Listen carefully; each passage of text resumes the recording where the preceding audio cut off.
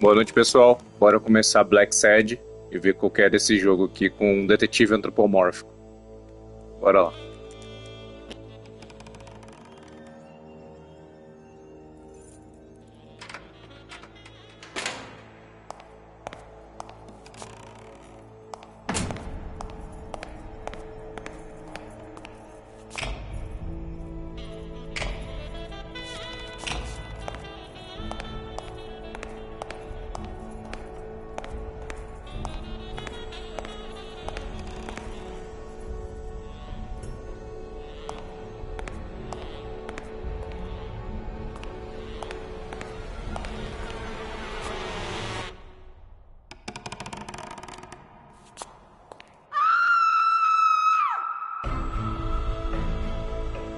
Eita.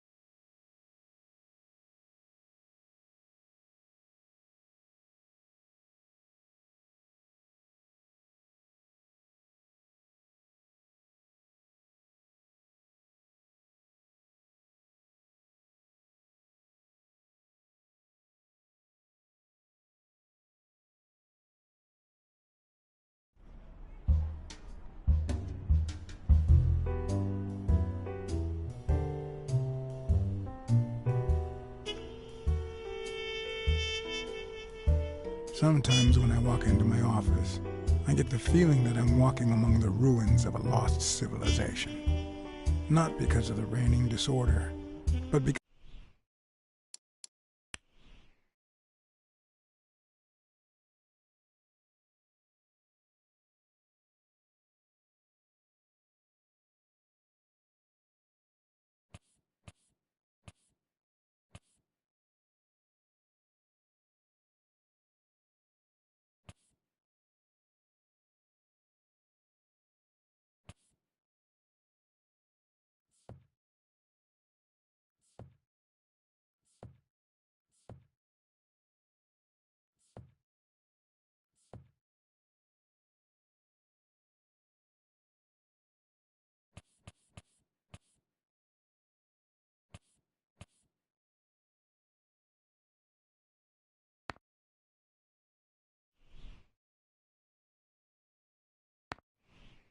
it feels like the remains of the civilized person I used to be. Where is the damn detective? I'm gonna rip his head off. I swear I'll tear his eyes out. Hey! Hand over the pictures, you bastard. Now! Otherwise, you're gonna be dead meat. Hear me, cat? Complicado, no jogo não tem legenda em espanhol.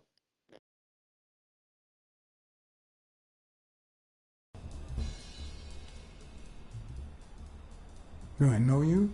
Your face rings a bell, but... You've been spying on me. You took pictures of me with a lady. Legal, o jogo não tem legenda. Well, then you'll understand why I didn't really focus on your face, right? I'm gonna kill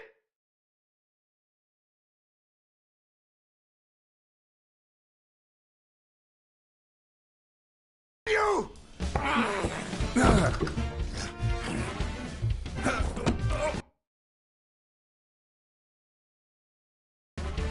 Get me the goddamn pictures!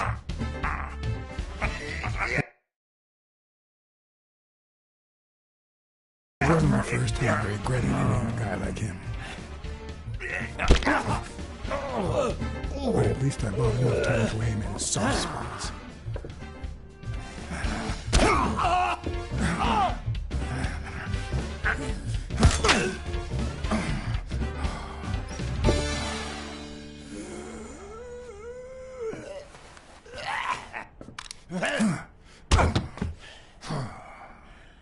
Oh, man. You broke my jaw. Well, now it matches your marriage. If you show my wife those pictures, I'm dead meat. You'll ruin my life, please. I don't enjoy meddling in others' affairs, but it's my job, and I've got bills to pay. You're the one cheating on your wife, buddy. This is on you. Hey, I'm no two-timer, I swear. It only happened once, for God's sake. I'm just her bodyguard, that's all. She seduced me. I love my wife, honest to God. I even quit the damn job for her. You can't break up a family for one tiny mistake.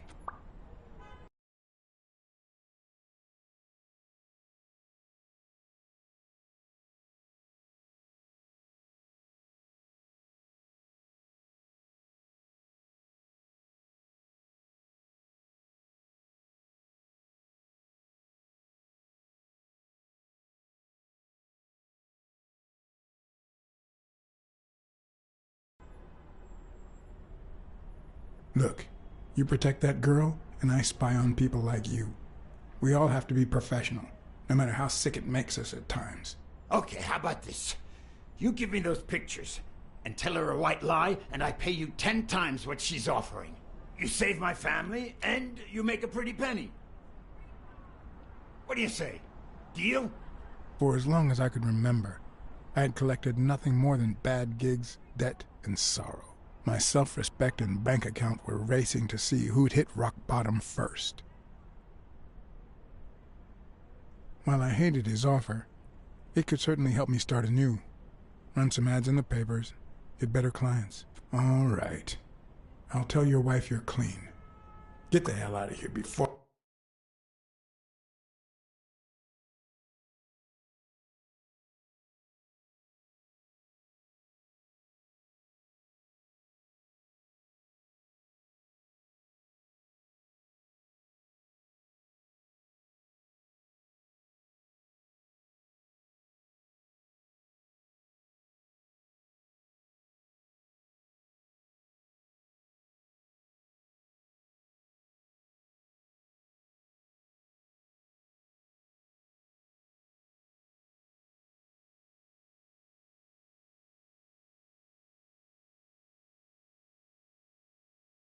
I regret it, pal. 3. Thank God! 2. Put that money to good use. 1. You won't regret helping out Eugene Colbert. I promise you that. My uninvited guest had left me several gifts. First of all, a massive headache. That guy's skin was hard as a rock. Second of all, more money than I deserved. Third, the feeling that my moral compass wasn't quite as calibrated as I thought. Last but not least, the certainty that more gifts were yet to come.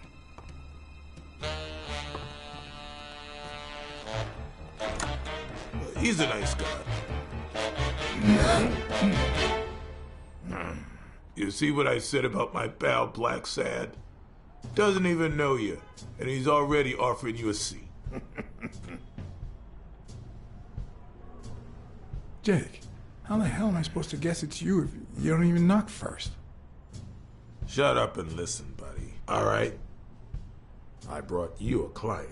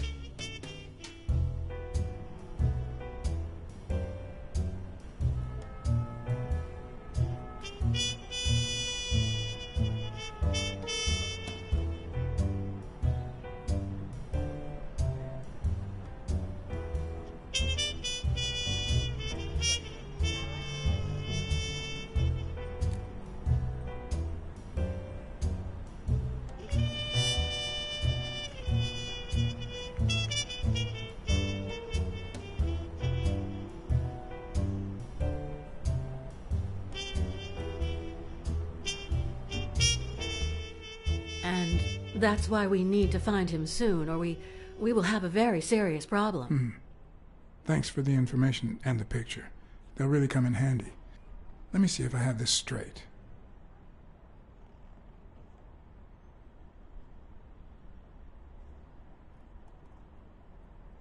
Bobby Yale, a boxer at Dunn's gym, has a crucial fight against the reigning champion in 2 weeks. But he disappeared 2 days ago. Yes. Your father, Joe Dunn, boxing manager and gym owner, hanged himself 2 days ago. Yes.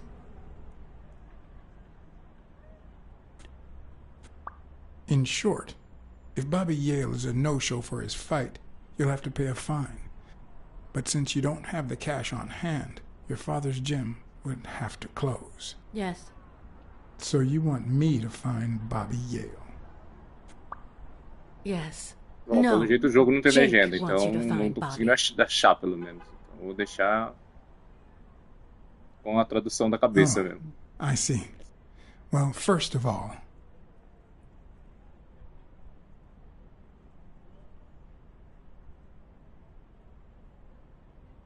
I'm really sorry, Miss Dunn. Please accept my condolences. Thank you. Damn it, John. Will you take the case or not?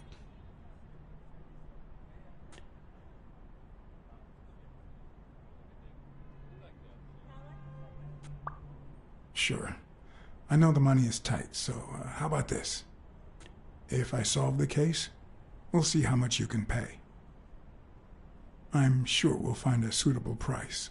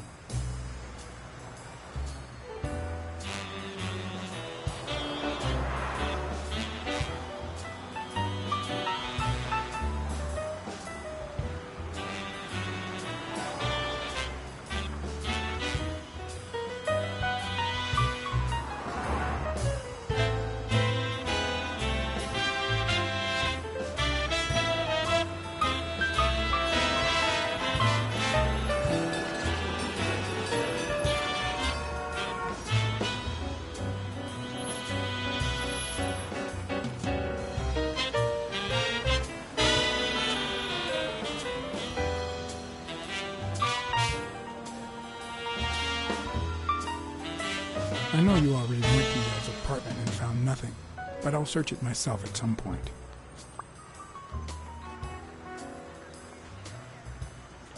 That cleaning lady, Mary, Purnell, the one who found Joe Dunn's body, she works part-time at Sam's Diner, just down the road on the left, right? That's right. I think I might pay her a visit as well. And the gym, of course, and see what I can find. Okay, I think I've got enough to start with for now.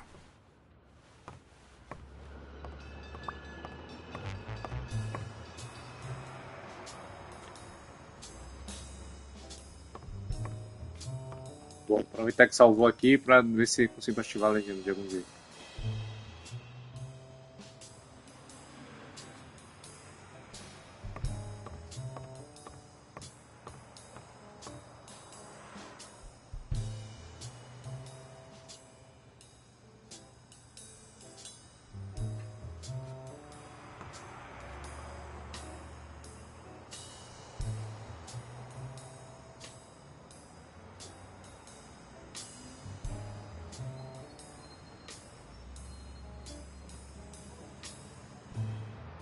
Is that done? Wow.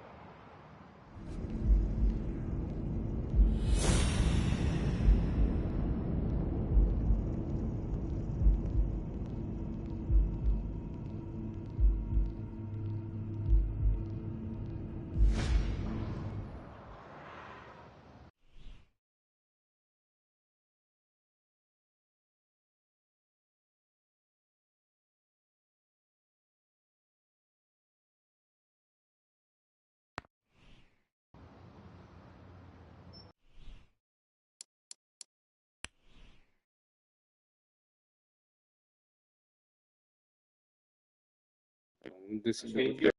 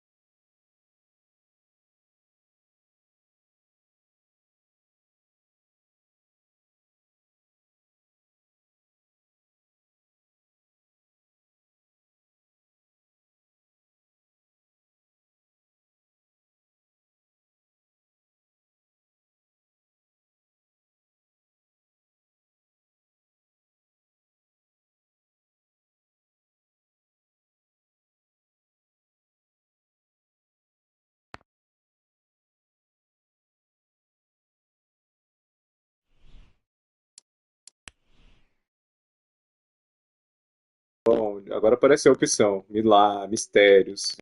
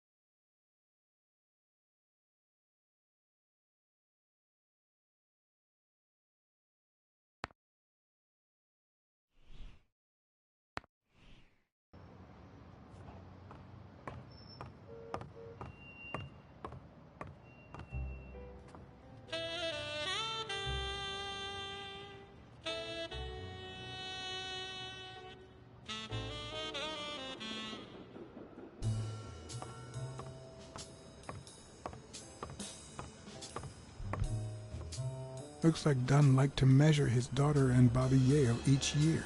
So, I better leave these two alone.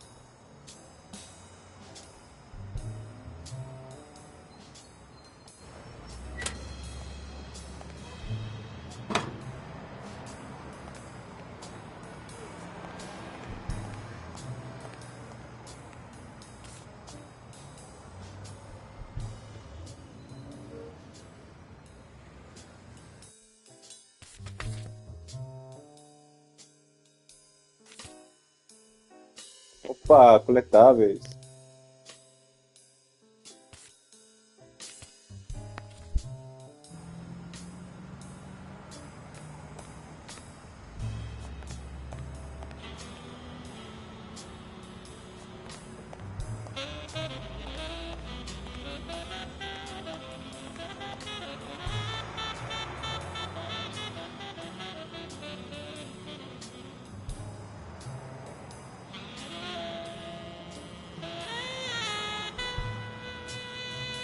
Igualzinho os Snickers.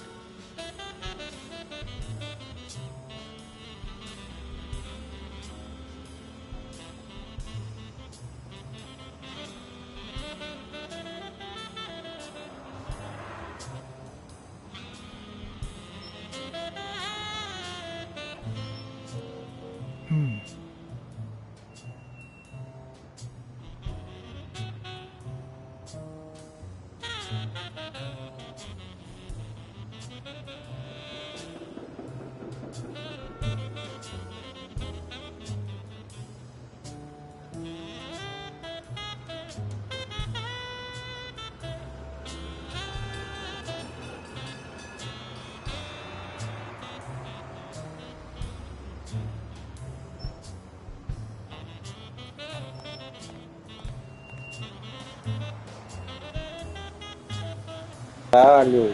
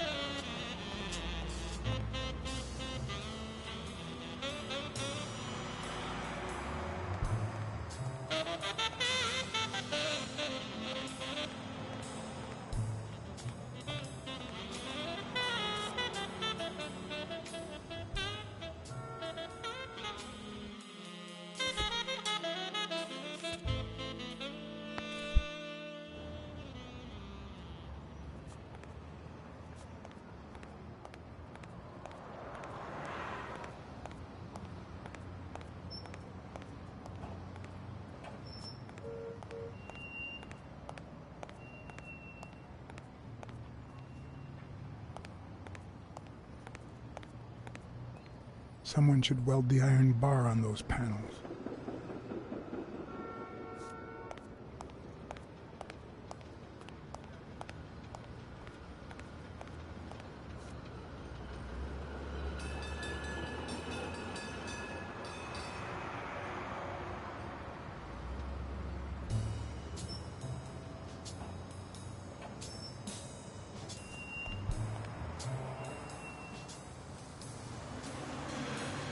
A good place to spy on Sonia.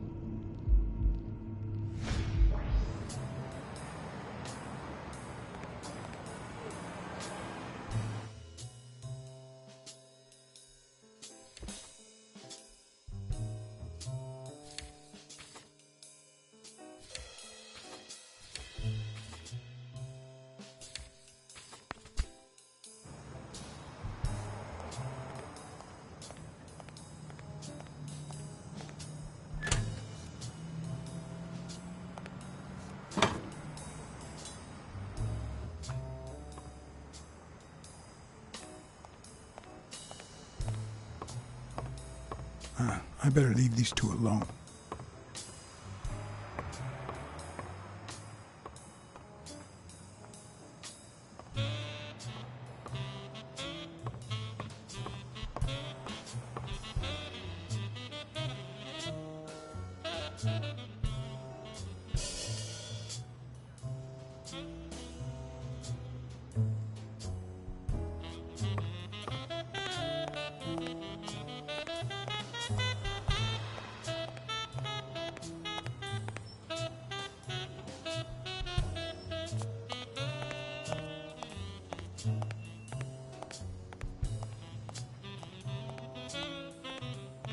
On the surface, it seems dry, but there's no dust, and it's damp underneath. It could have fallen the day Dunn died.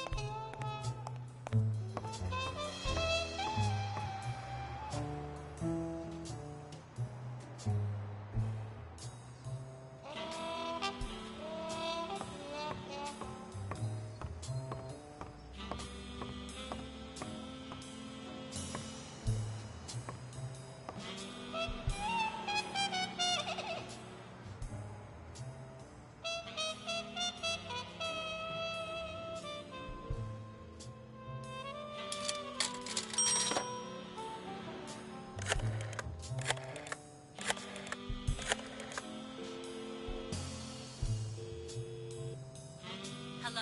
Blacksad here. Please don't tell me my husband...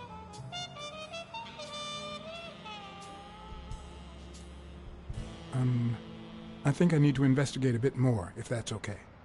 I'll keep you posted, Mrs. Colbert.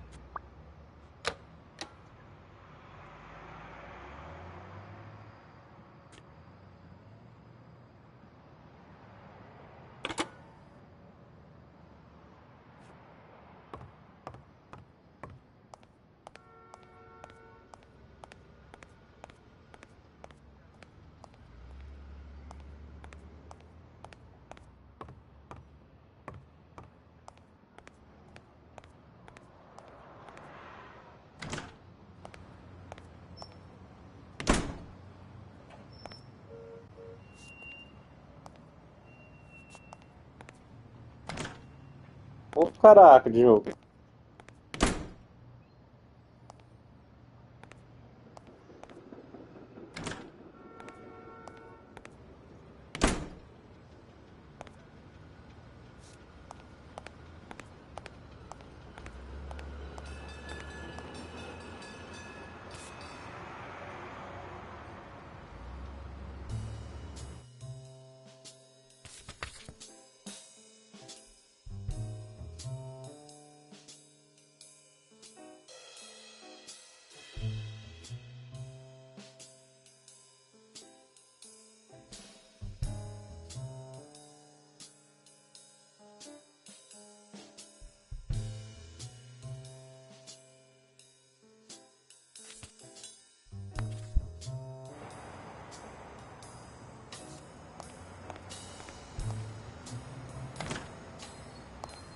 Pode clicar que ele entra.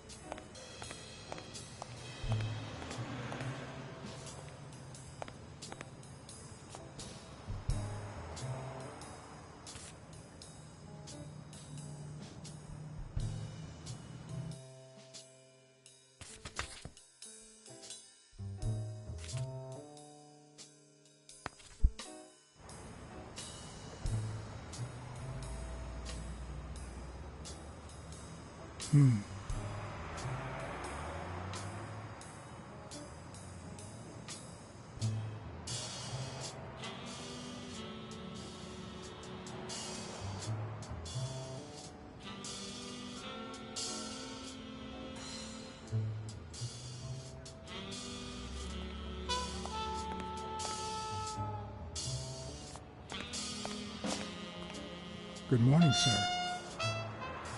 Hi, good morning to you. John Blacksad, Private Eye. Would you mind if I ask you a couple of questions? Not at all. Proceed, Your Honor.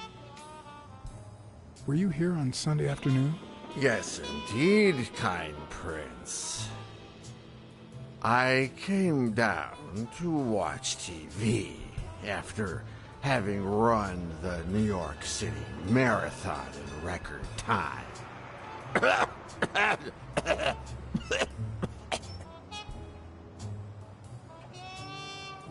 Is there anything I can do for you? Well, there is indeed. Move. You're blocking my view of this wonderful sunset. It just so happens that you can, apple of my eye, do this old man a favor and bring him some sustenance.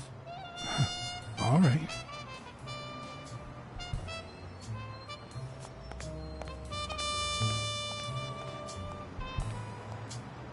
I might just be the last person in New York without a TV. Maybe that's how I should spend the bribe money.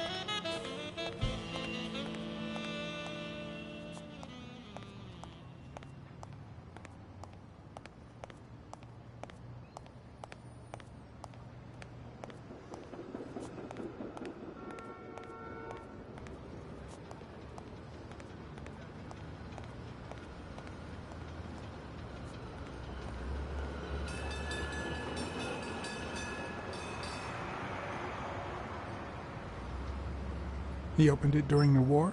That's odd.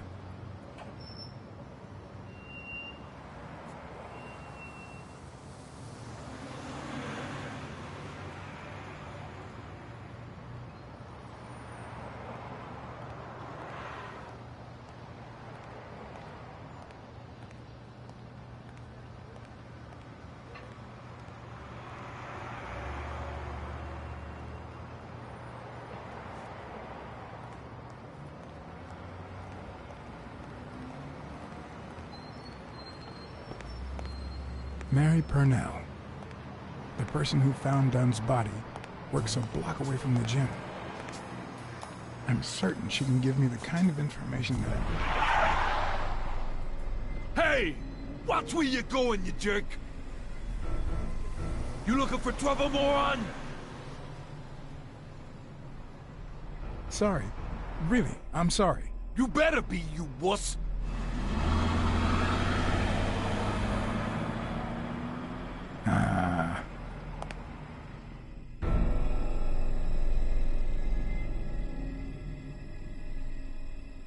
Será que ele foi embora?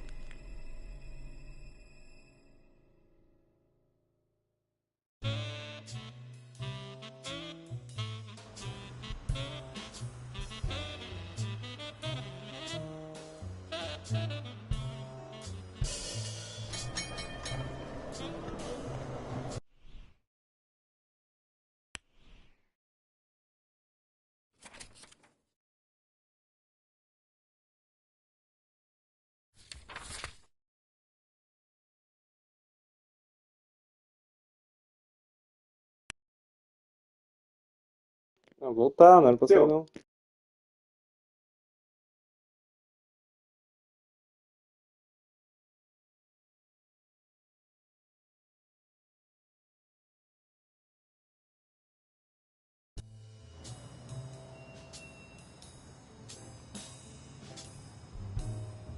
Good morning, sir. Hi, good morning to you. John Blacksad, Private Eye. Would you mind if I ask you a Veio couple aqui of porque questions? pulou, já não era pra ir embora. Not at all. Proceed, Your Honor. Have you seen anything unusual lately? Yes, indeed, kind prince. My pretty little eyes just saw a pink elephant parade. But naturally, I decided to join in the fun.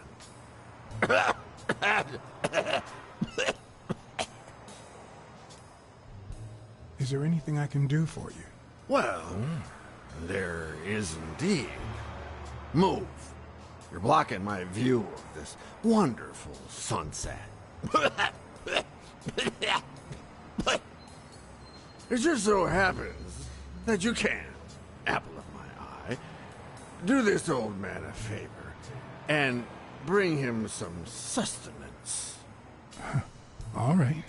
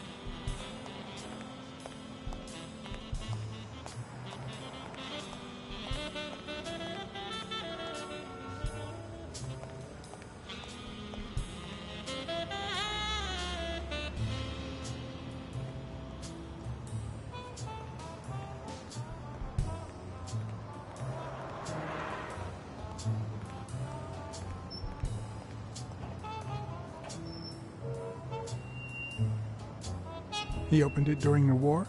That's odd.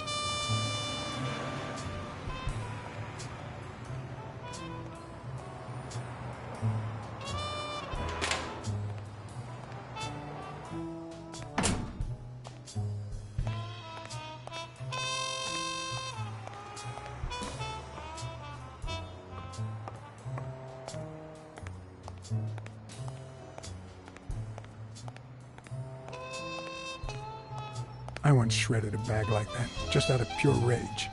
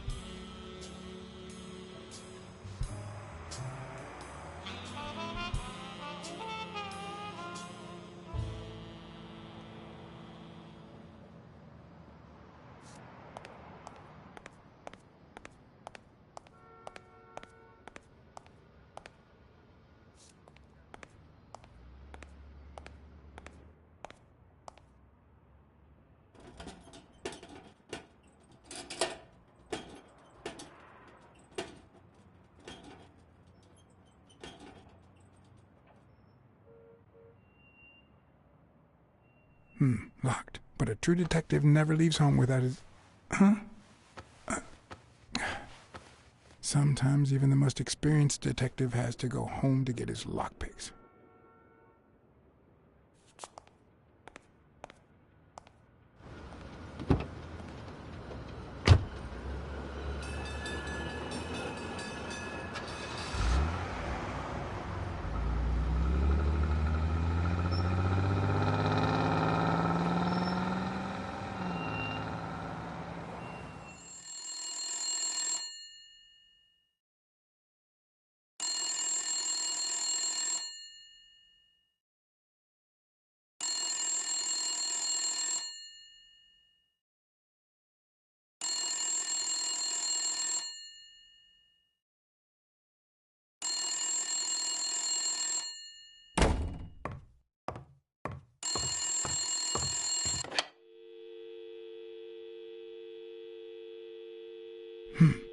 I hope that wasn't a client.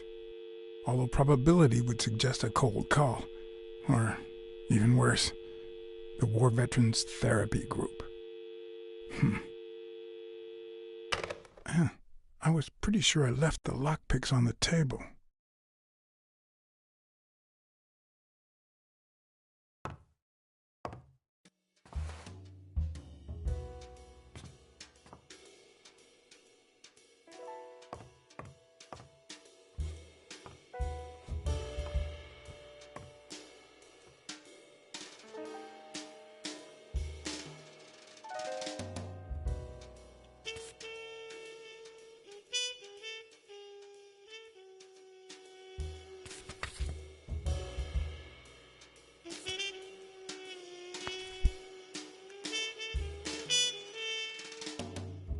Police Commissioner Smirnoff smoked that cigarette.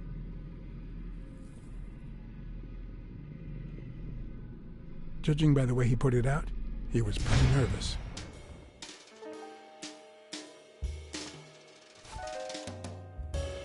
Smells good.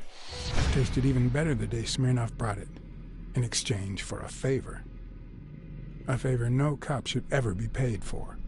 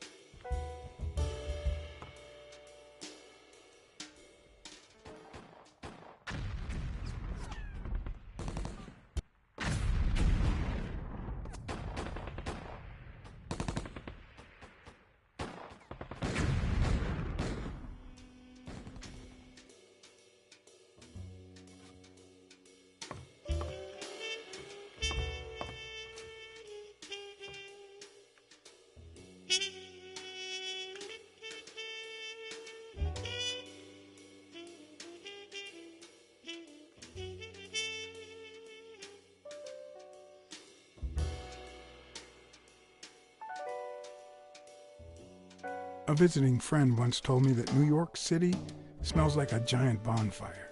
I'd say the smell is rubbed off on me.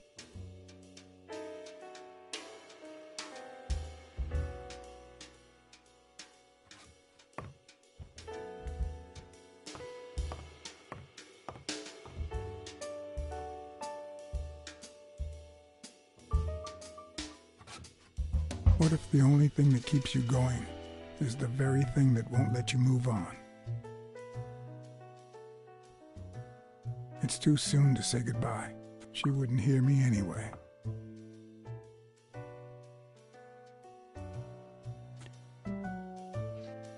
What did you do to earn the admiration of a millinery culture, distant cousin?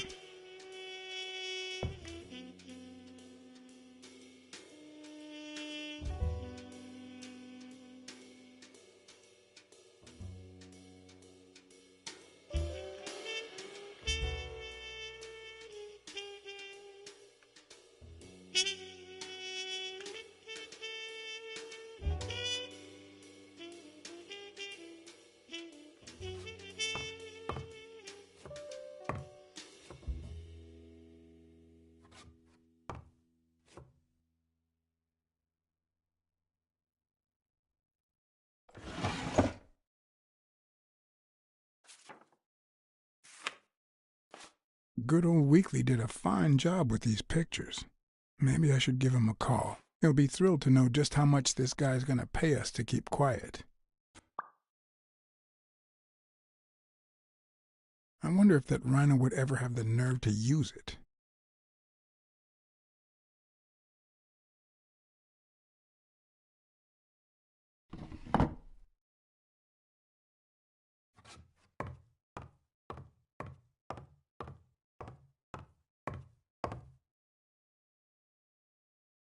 Sometimes I also use it to type out reports that nobody reads and invoices that nobody pays.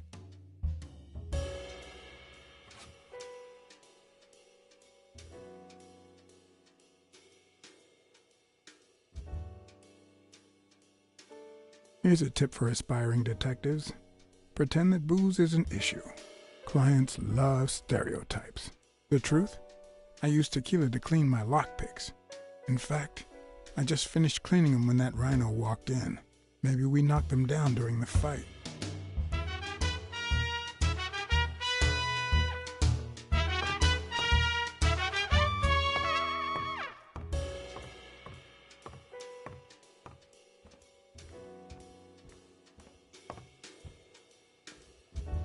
Yep, that's where I left my lockpicks.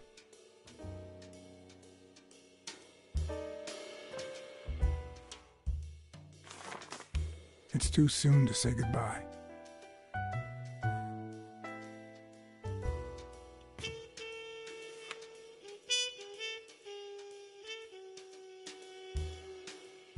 Bookkeeping is not my strong suit. I'm good with expenses. It's the income I don't get.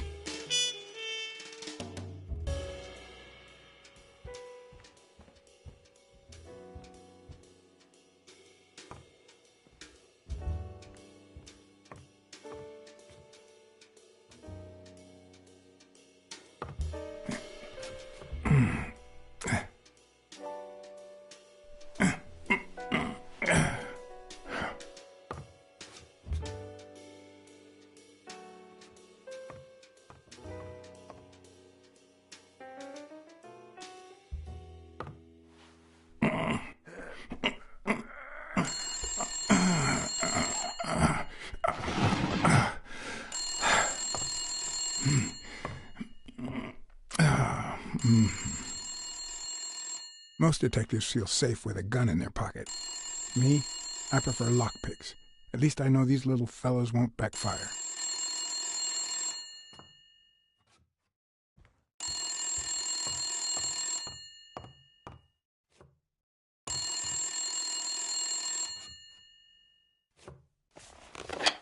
Where the hell did you go, John? I thought you were on the case.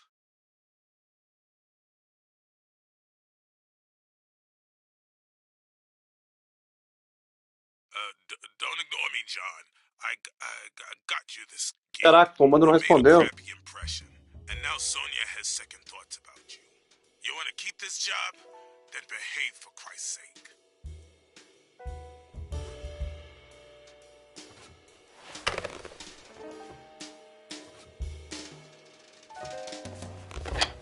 Where the hell did you go, John? I thought you were on the case. Hey, I'm just doing my job. Next stop, Bobby Yale's place. All right. Just try to be a bit more communicative. You made a crappy impression, and now Sonia has second thoughts about you.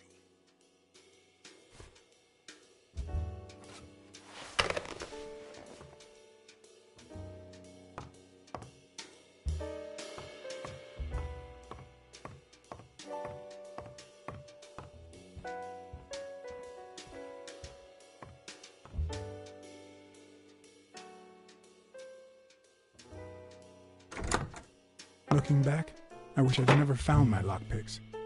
Maybe I wouldn't have gone back to the gym. All hell was about to break loose.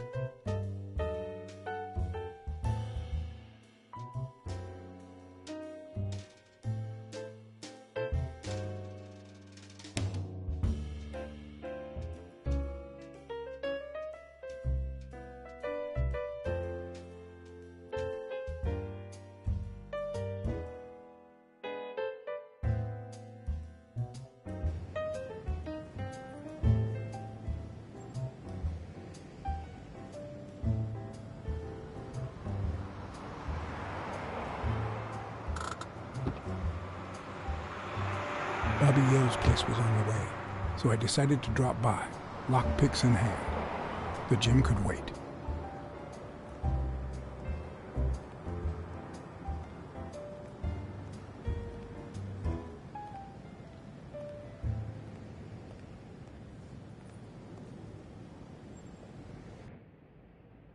Sonia and Jake had already searched the place, to no avail.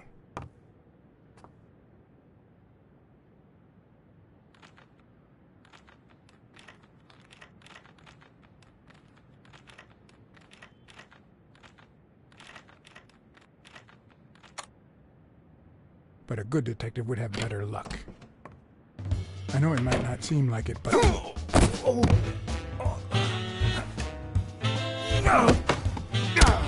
When someone hits you like that, you know you're onto something.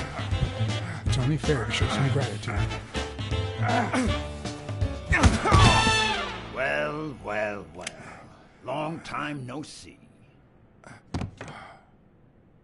Oh, how the tables turn. You helped me, so I'll help you. Now leave before my partner... Damn cat. Well done, Colbert.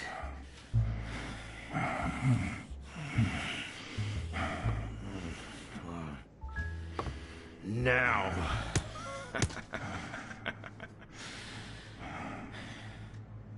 How about this? For every wrong answer, I'm gonna give it to you with this club. Deal? Calm down, will you? Revenge is a dish best served... Wrong answer.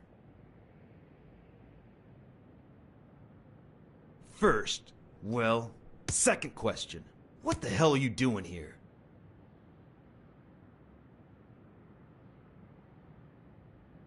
Weren't you gonna hit me? I'm still waiting for the blows.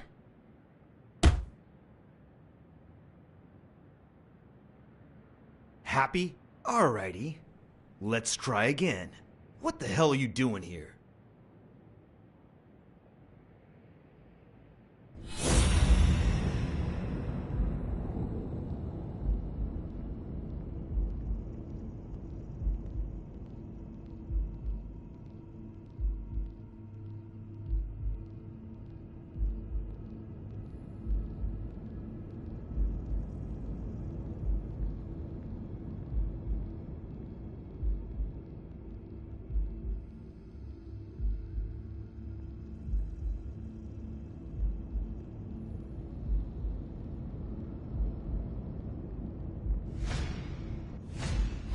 A shamrock? Is he Irish?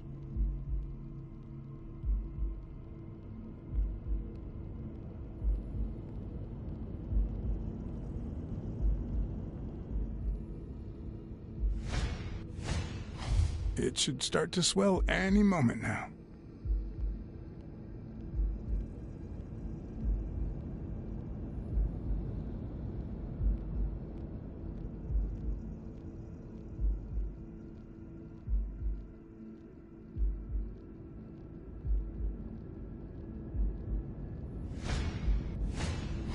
A shamrock? Is he Irish? One more time. What the hell are you doing here?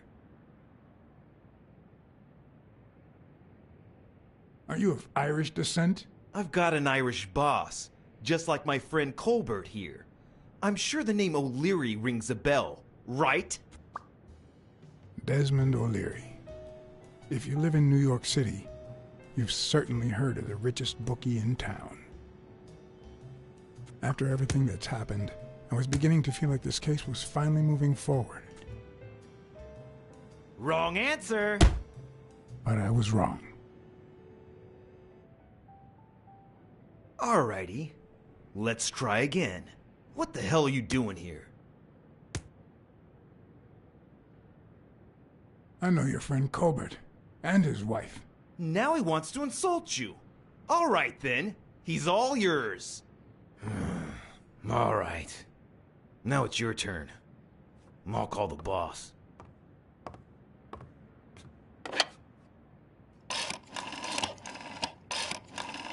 I want you to yell like I'm beating the crap out of you, okay? Desmond, we caught some damn detective snooping around Bobby Yale's place. Yeah, hired by Dunn's daughter. Safe and sound? What do you mean, exactly? Oh, sure. Will do. Colbert, stop hitting him, you beast. What a shame. We were just getting to know each other.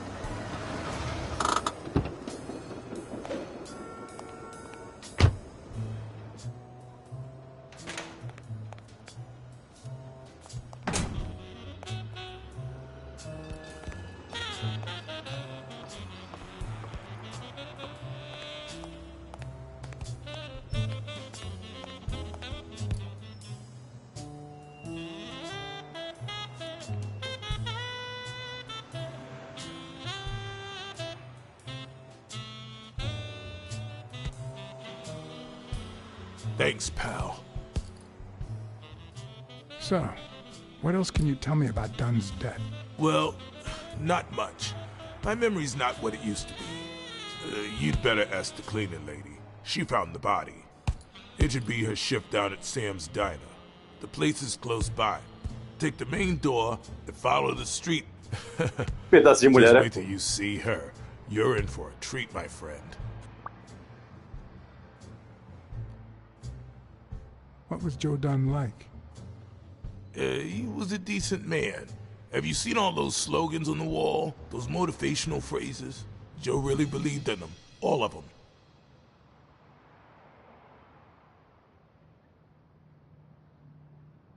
He played the saxophone, right? Yeah, pretty well for a white boy. But he quit when his wife died. Makes no sense, right? I mean, nothing draws chicks like the brass. Why quit when you're finally free? Ha ha ha ha.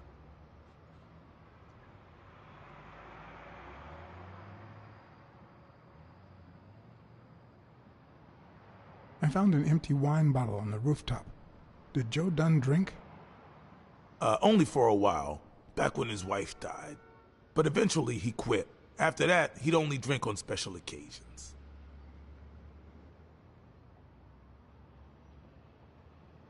Dunn wasn't black, but he allowed you and Bobby Yale to train here. Yeah, this was the first integrated gym in the city, I think.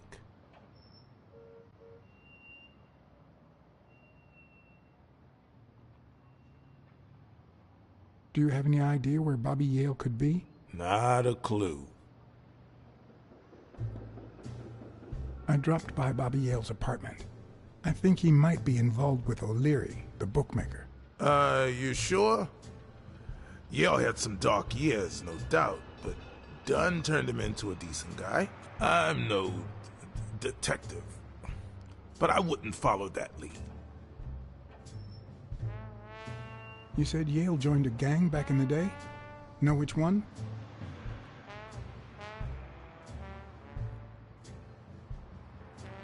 Hell, I don't know, John. This is New York City. There are more gangs than people. Do you know any of his relatives? His father, Avenarius. Avenarius? The boxer poet? Didn't he disappear 20 years ago? Yeah, and his wife, Bobby's mom, died shortly after. Dunn is the closest thing the family the poor kids had ever since. If Yale's gonna fight the reigning champion, he's got a big career ahead of him. He hasn't lost a single fight since he turned pro. The little bastard beat the socks off me a few years back. What can you tell me about Sonia Dunn? She's hot, ain't she?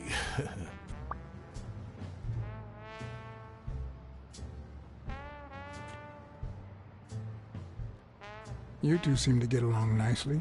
Well, I've known her since she was a baby. But she sure has grown, if you get my drift. I hadn't seen her since she left for college about 4 years ago. It seems like her father's death didn't really upset her. Well, she likes to play it cool, which makes her really hot.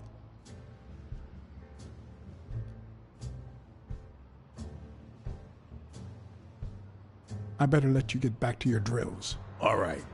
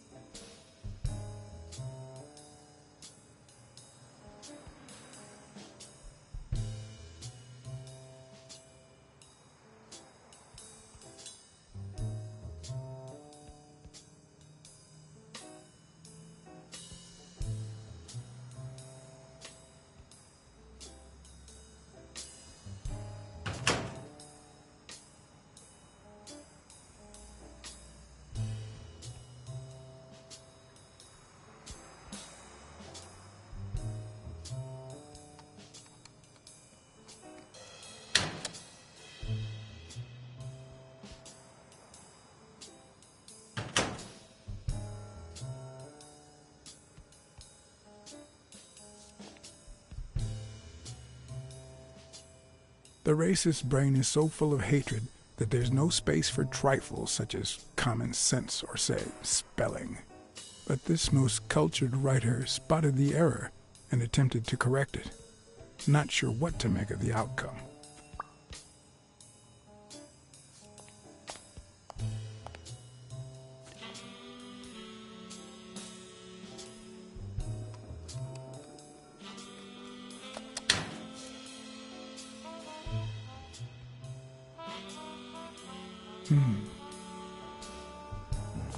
What the hell? Hey, Jake, give me one good reason not to smash in your face. What the hell are you doing in my locker?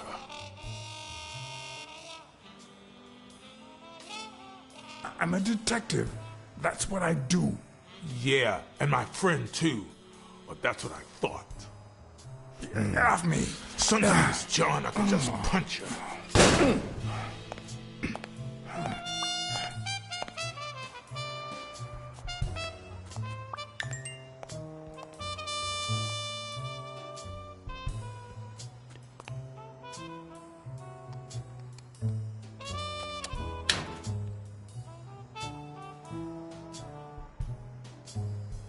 Smells like paint. The proud South.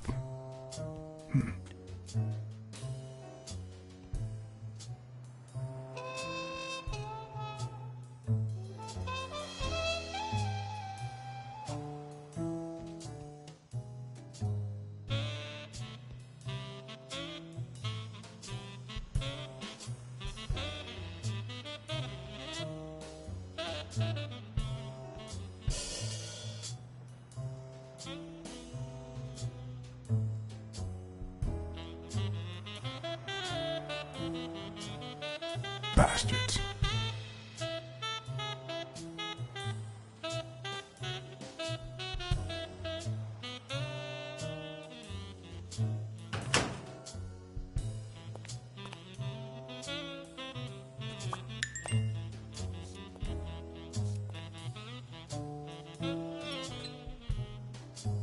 Of course.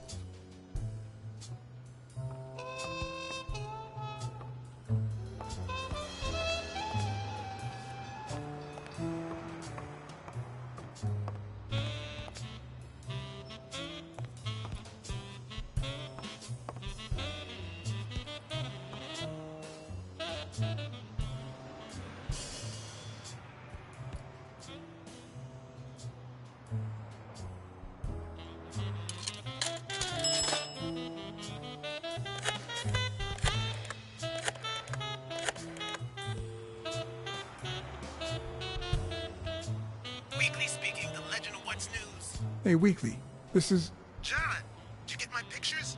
Yes, and... That rhinoceros has one big horn. And the girl, hot damn. You want me to find out her name? Please, pretty please. No, Weekly. Look. The rhinoceros came by and offered me money to keep quiet. Wow. Are we talking petty cash or big bucks? The latter. That's my boy.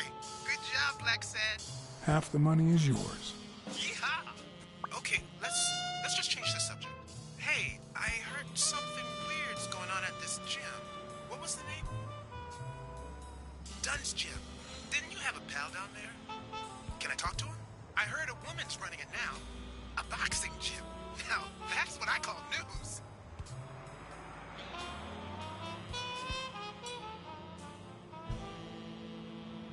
Listen, Weekly. Stay away from this. You hear me? Oh, gosh. All right. We're friends and all, but... Man... Whatever. See you around.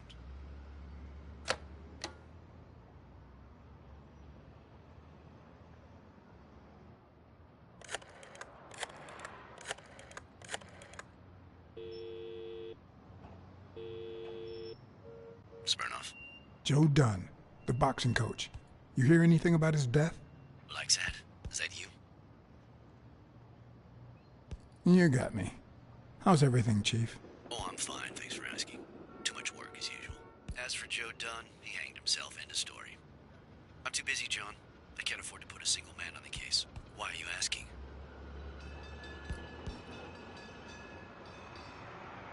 You know I'm bound by client detective confidentiality privileges. And you know I'm bound by law enforcement confidentiality. If you find anything relevant or start feeling a bit more talkative, give me a call.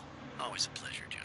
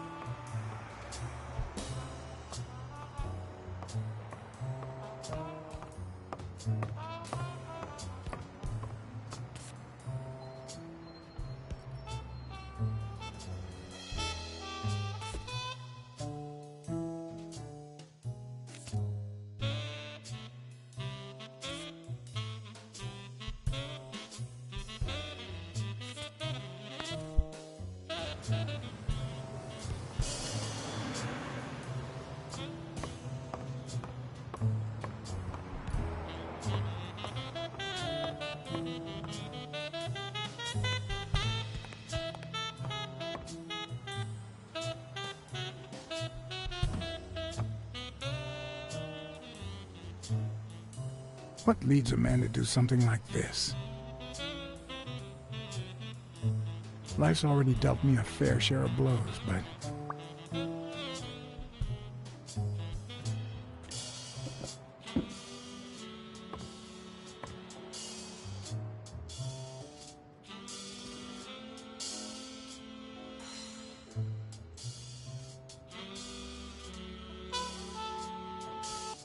I don't know what.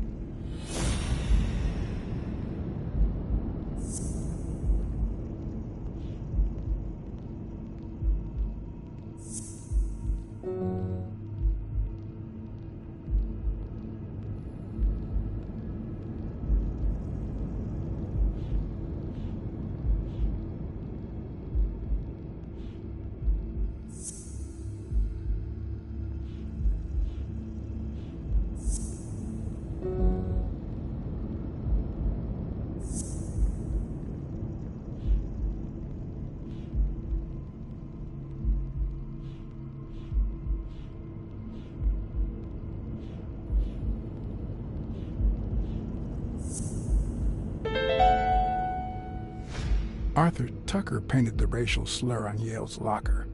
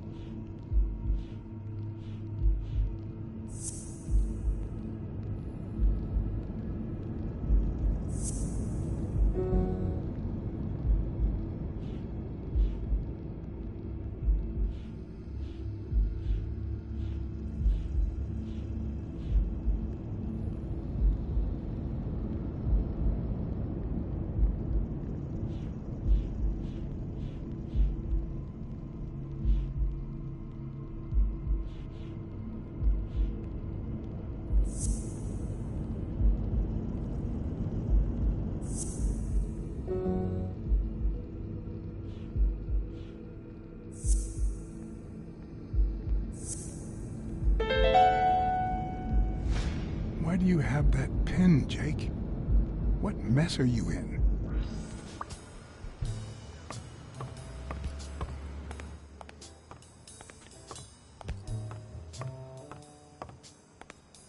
I don't know why. Something just doesn't add up.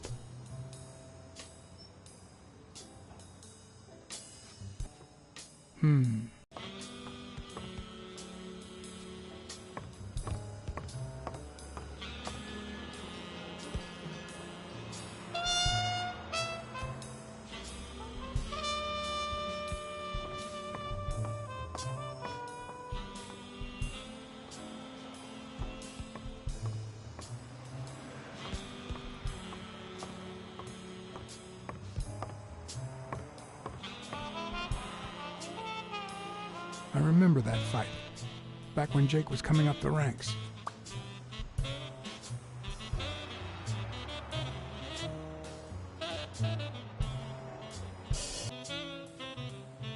Miss Dunn, can I run a couple of questions by you? If they'll help you find Yale, go ahead. What's in those papers you're going through? Red tape. Great. If you find something, please let me know. I thought you were the detective. You do your job, and I'll do mine.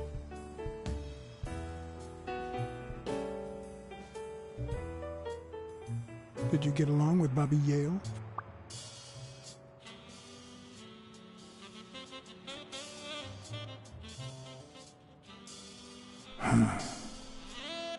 Okay. Forget it. I wouldn't give a damn about him if it weren't for this stupid Jim his stupid fight is supposed to save. Happy?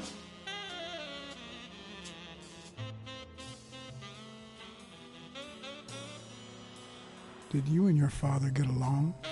Let's just say our relationship got better when I left for Sunny University. An 8-hour drive from here. Meaning? I'll lay it out for you, Mr. Blacksad. My father, Joe Dunn, disappeared the day my mother died. He became a shell of himself. Joe Dunn, my legal guardian. A man who gave me food, shelter, clothing, and an education. And that's more than you need to know.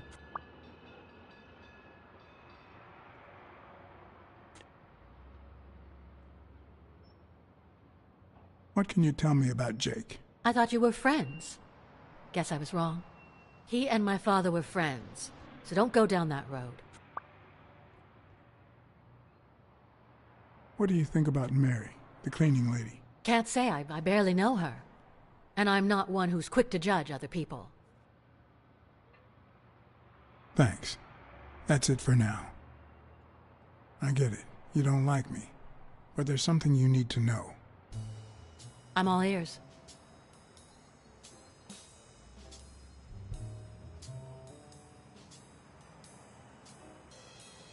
I'll grow on you. You'll see. Duly noted, Mr. Blacksad.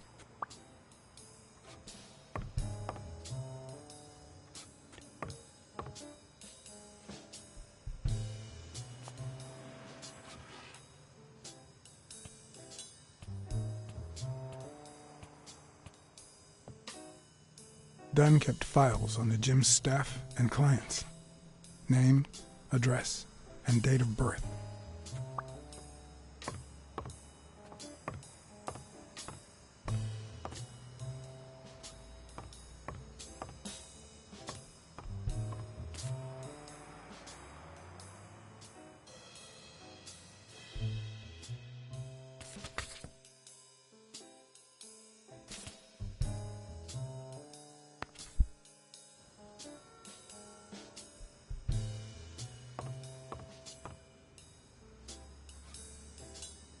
I'd like to take a look inside that safe. Give me the combination?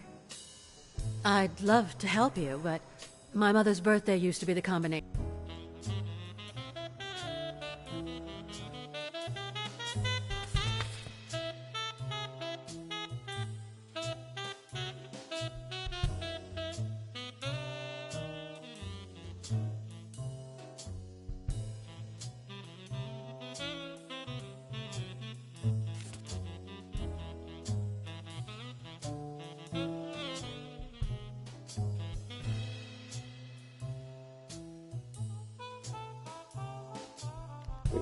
Testando.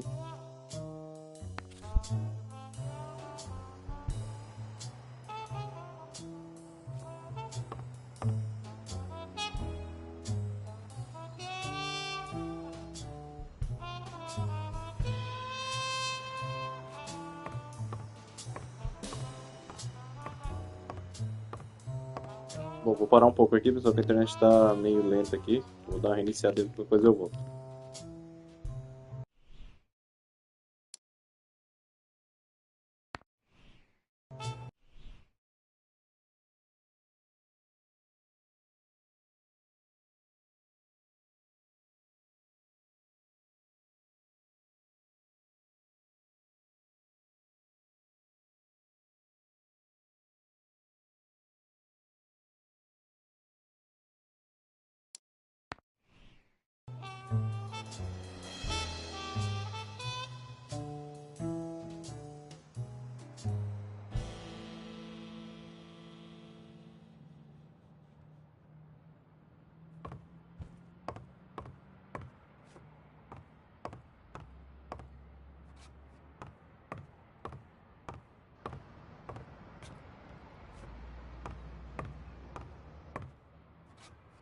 Dunn's room had quite a view.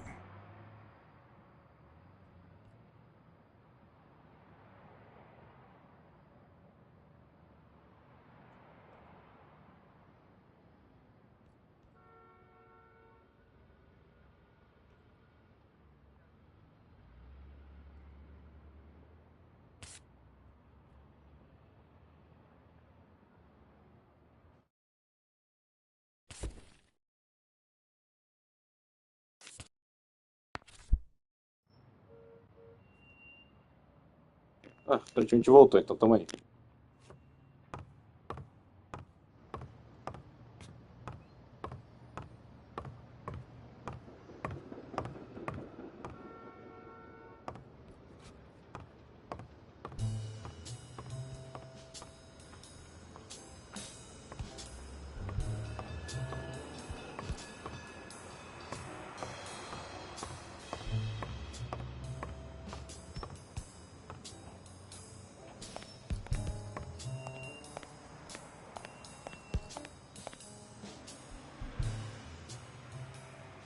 Okay, Jake. I told you. Desmond O'Leary. Huh? I know you work for him. Now you're just making stuff up. Why would you say that?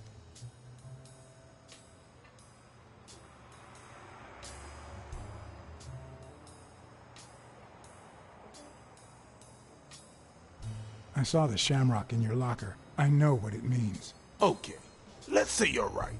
So what? What are you gonna do, huh?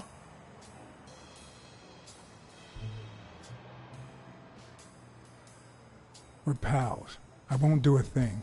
But please, tell me the truth. Okay, I guess I should have said something. Business isn't going that well lately. Natalia was my last well-paying job, and it's been a while. Then O'Leary shows up and offers me a bodyguard contract. What was I supposed to do?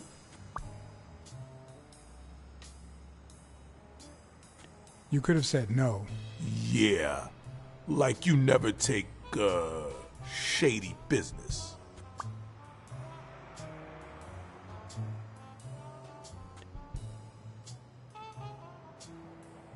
I've done things like that, and worse, but I'm not proud of them.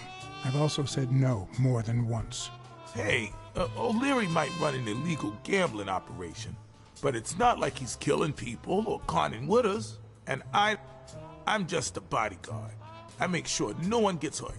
What I do, including my contract and paycheck, is 100% legal. How bad can that be?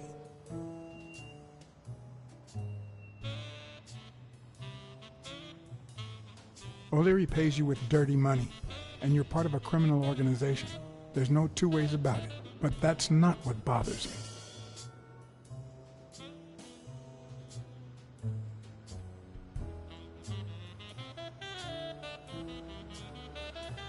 I know you're covering up O'Leary's role in Joe Dunn's death.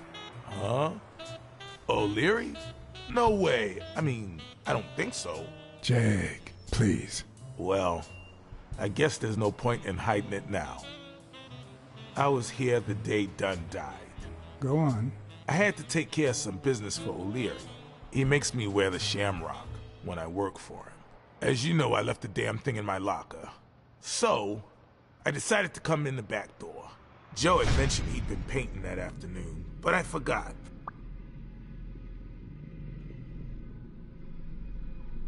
I stopped in my tracks when I saw him screaming bloody murder at Bobby Yale at the top of the scaffold. Did this happen often? Not in the last few years. Apparently, Bobby wanted to do something that horrified Joe. So, Joe threatened to call off the fight against Stone and kick him out of the gym for good. I didn't want them to see me, so I left. Jake, why didn't you tell me? See, I knew you'd be mad. Obviously. I'm sorry, John. I should have said something. Don't worry. We all make mistakes. Time to go. I need to think about everything you just told me. Thanks, John.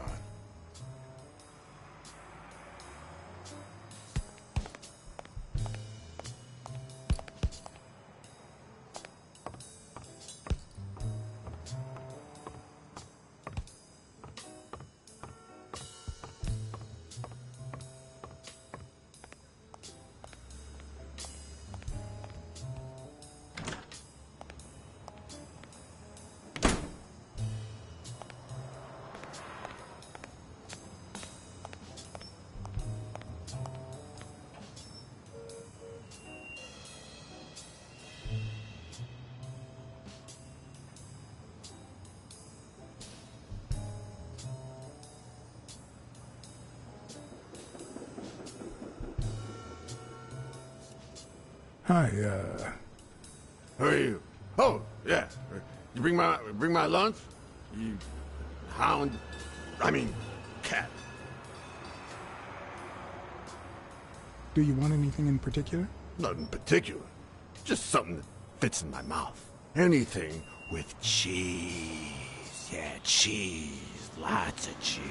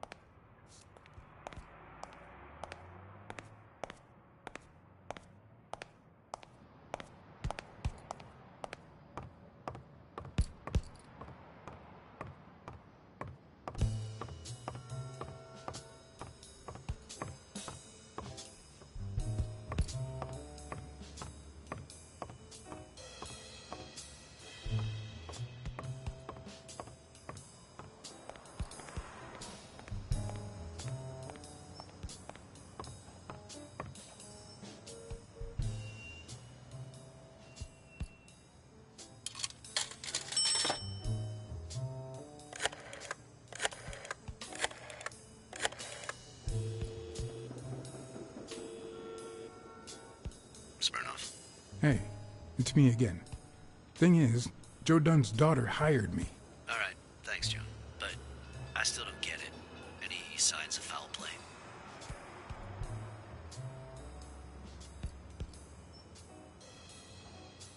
I just don't get why this guy would hang himself. The gym wasn't making him rich, but one of his pupils was on the rise. Headed straight for Madison Square Garden. Well, there's more to life than business. We all have dark secrets, John. Am I right? So, are you gonna help me? Why should I, Mr. Client Detective Privileges?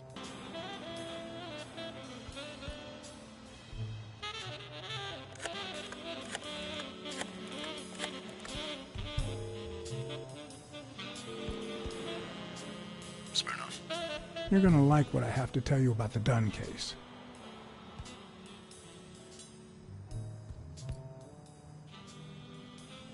I found racial slurs painted on the lockers at Dunn's gym. He was pretty open-minded about racial issues. Maybe his death had something to do with that. John, half of the crimes in this city have racial ramifications. Unless you have solid proof that it wasn't suicide, my hands are tied. I think I have a new lead on the Dunn case. I went to Yale's place and ran into O'Leary's men. They were waiting for him. Now, well, it's only normal. They run an illegal gambling operation. If a fight's canceled, they lose money. I'd love to take a swing at O'Leary, but we can't base the case on a hunch. I'm not finished yet. I think I have a new lead on the Dunn case.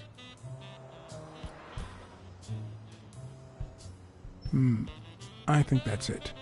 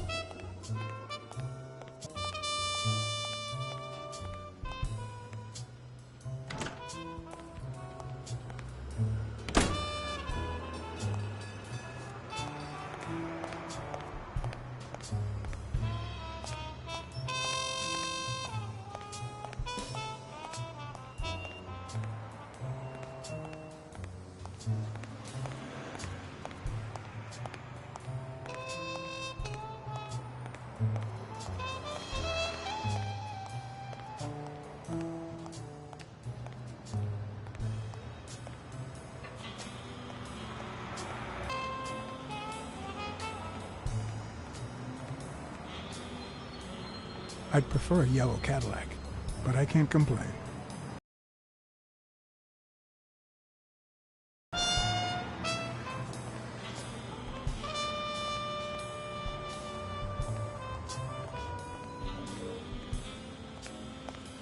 Mary Purnell, the person who found Dunn's body, works a block away from the gym.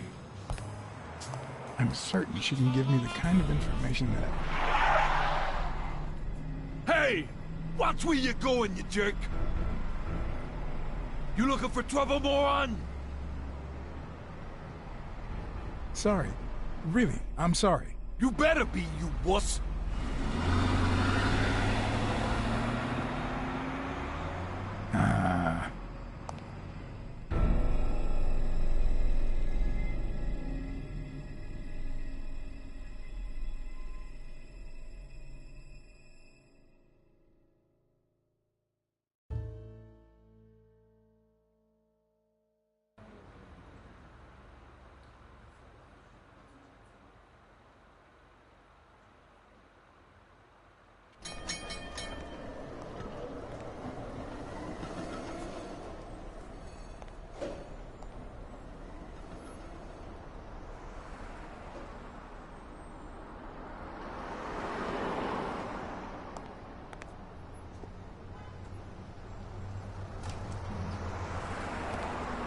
And there you go.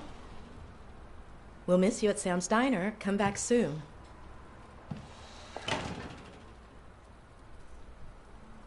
Welcome to Sam's Diner. What can I get for you? Blacksad, Private Eye. I work for Sonia Dunn. I need to ask you some questions about Joe Dunn. Sure, but I'm working right now. Maybe later? Please, I need to find Bobby Yale as soon as possible. And I think you can help me. All right.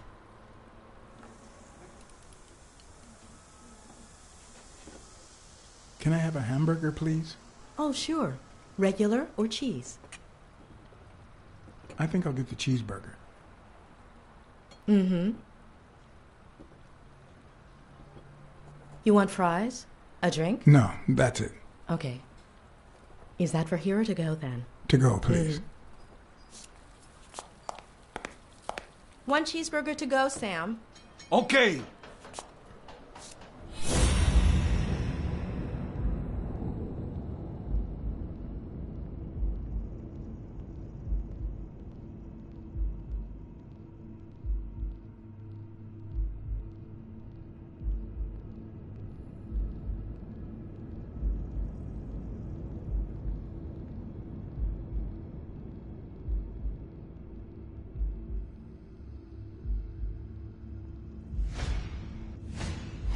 Smells like cinnamon. No, cinnamon and burgers.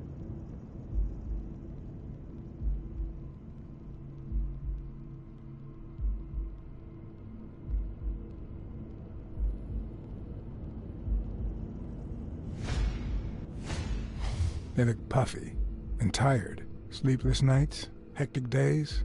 Or has she been crying? Perhaps all of the above.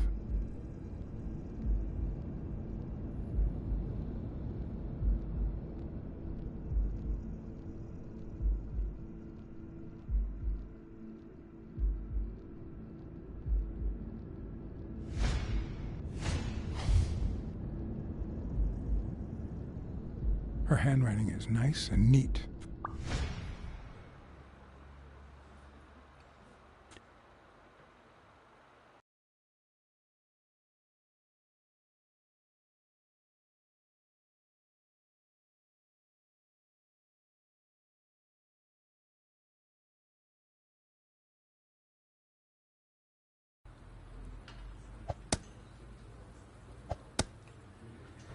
Your burger is ready.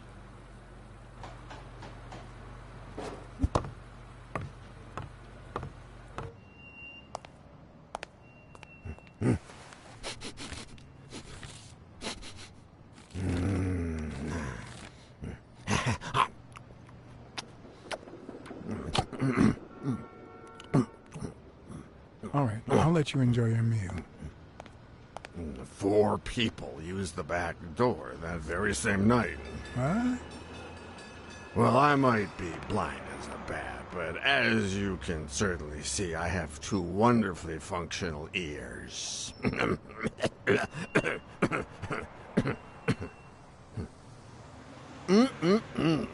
Thank you very much for remembering the cheese, by the way.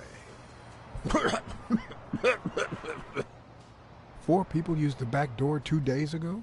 Yeah, that's right. Who was the first person to use the back door? Someone big. Unlocked the door, stepped inside, then came right back out.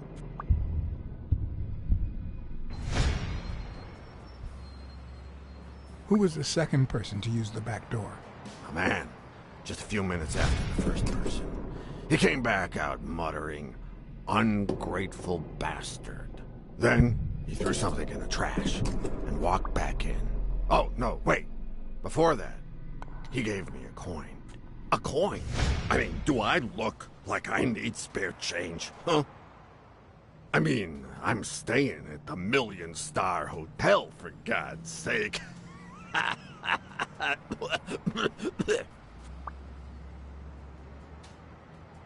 Who was the third person to use the back door? Judging by the quiet footsteps, I'd say it was someone small.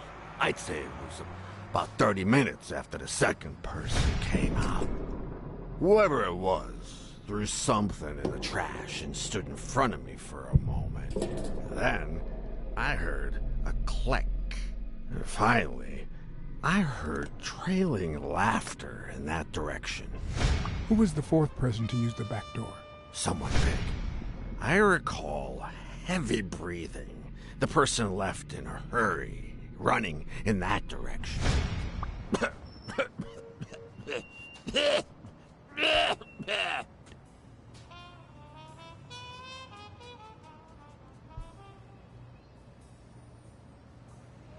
There's a chest expander in your cart. A what expander? A thingamajig with 3 springs. Oh, the thingamajig with springs. Oh, I got it from the trash back there.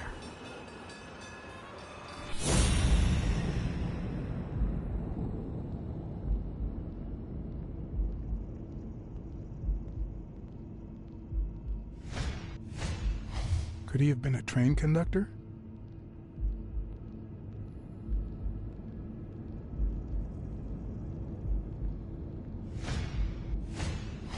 I wonder what it feels like to live without legs. Would I manage?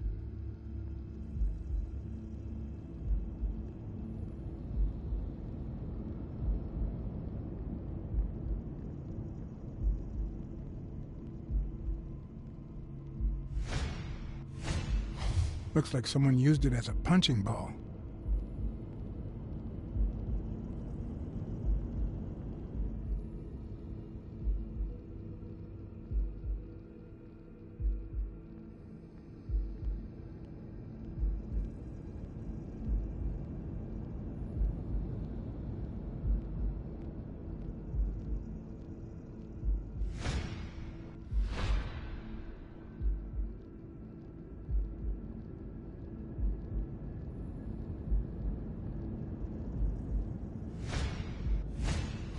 Blind and legless. How does he get by?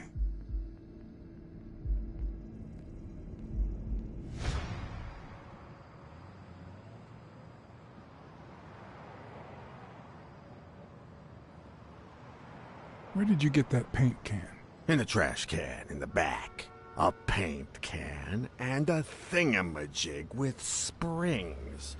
What a night!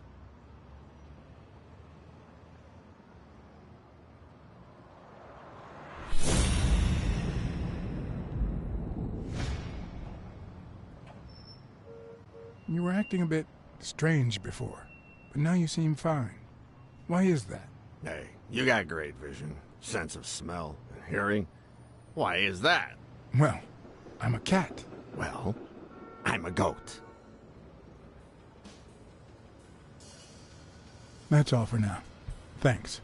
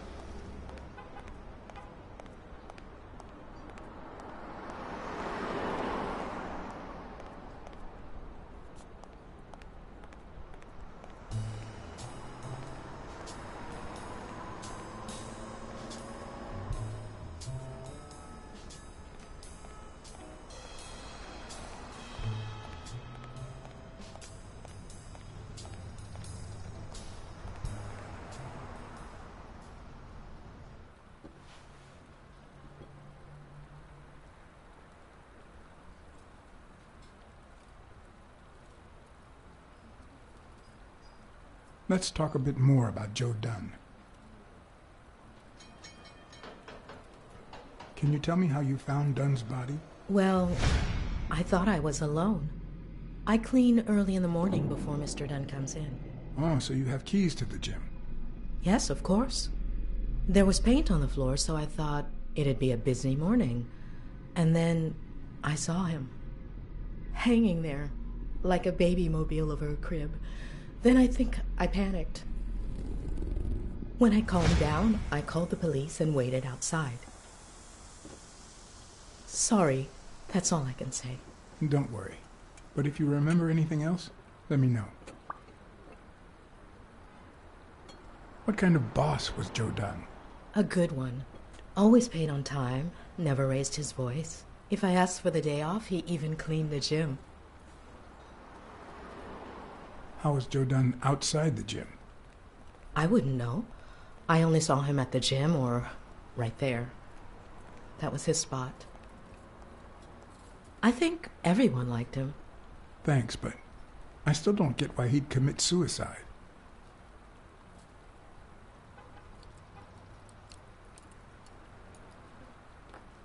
I heard his relationship with his daughter wasn't ideal.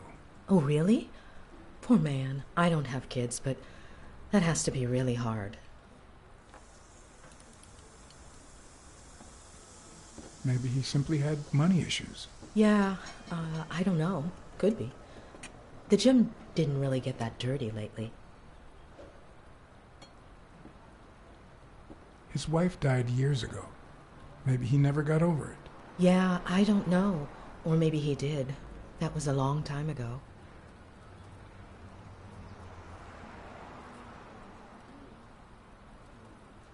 Have you remembered anything else about the moment you found Dunn's body?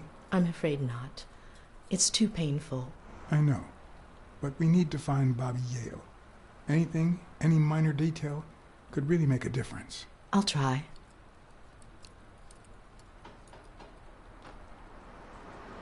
Any ideas where Bobby Yale could be? How am I supposed to know?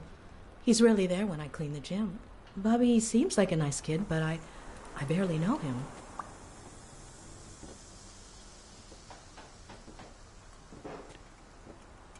What can you tell me about Sonia Dunn?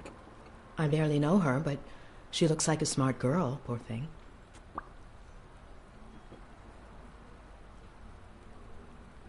What do you think about Jake Ostiambi? Who? Who's that? A big gorilla. Boxer, too. A friend of Joe Dunn's. Oh, yeah. I barely know him. I don't like how he looks at me.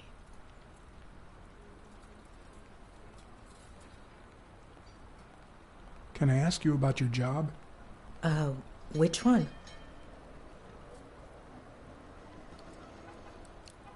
Tell me about your work here in the diner. Oh, it's wonderful. I love it. My boss. Oh, glad to hear that. How long have you worked at the gym? It's been, 4 or 5 years? Although, I don't think I'll be able to set foot in there again. This must be really hard for you. I'm sorry.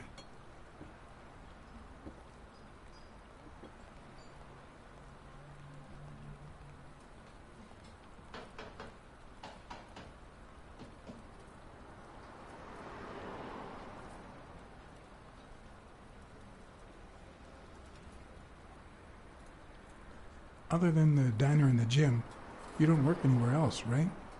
I wouldn't have the time, although I'm not sure I want to continue working at the gym.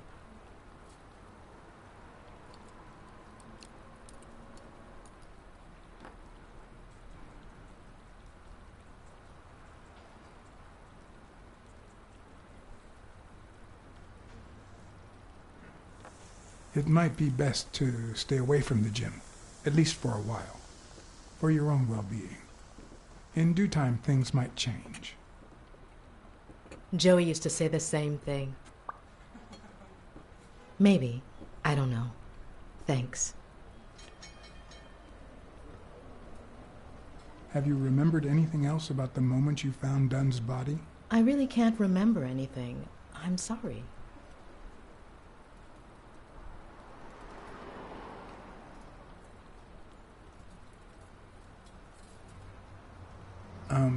Sorry. I think that's it for now. See you around. We'll miss you at Sam's Diner. Bye-bye.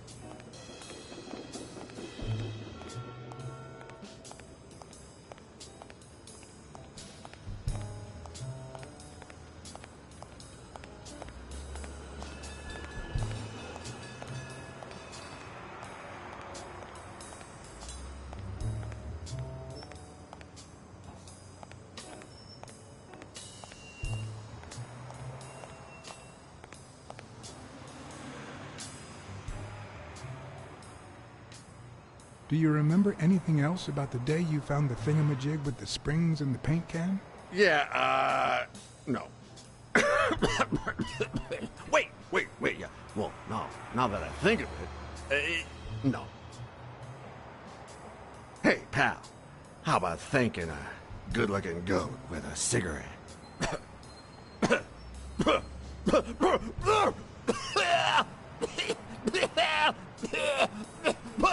O Jean tá morrendo aí. Ele quer cigarro, fumante. Caramba. Of course. Here you go.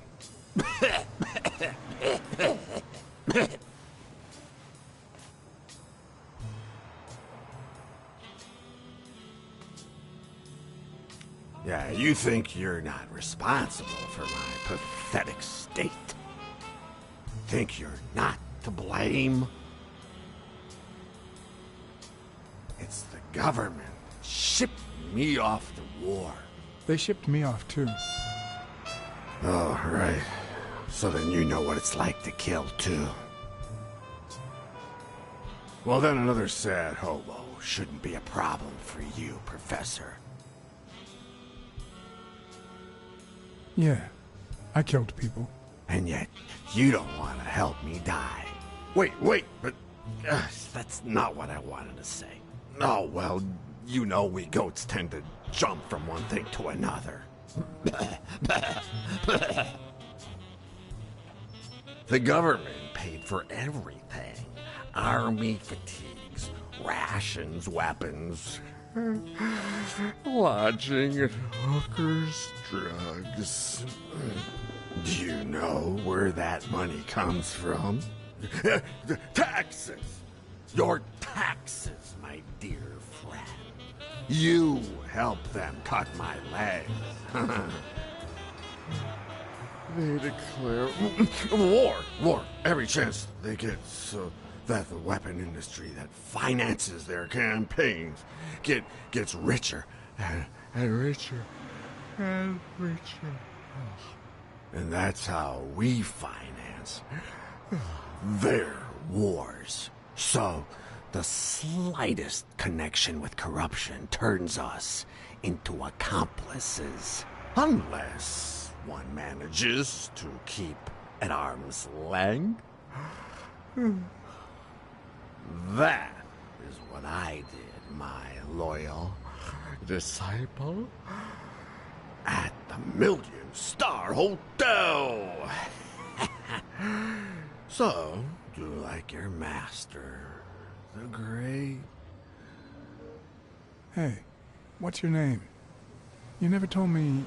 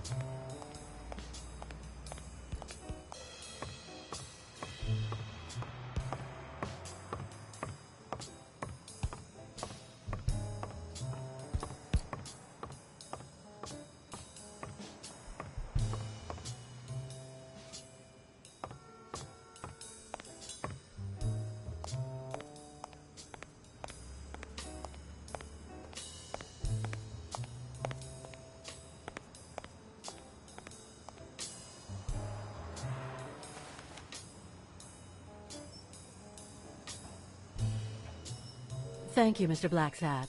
Does the postman always leave your mail on the floor? I don't know, I...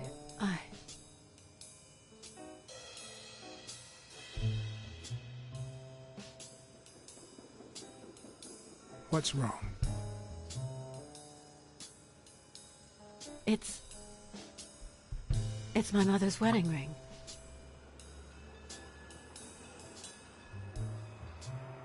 Had it been stolen? I don't know. My father wore it on his pinky finger after she died. Not always, apparently. Will you find out why? I'll try. But there's something else I'm worried about. This might have something to do with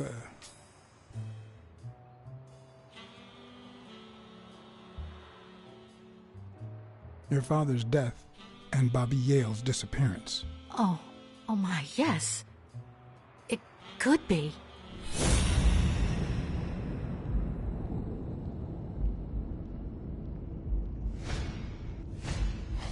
Big, bright eyes. Looks well rested. Either she didn't mourn her father, or she really knows how to work that makeup.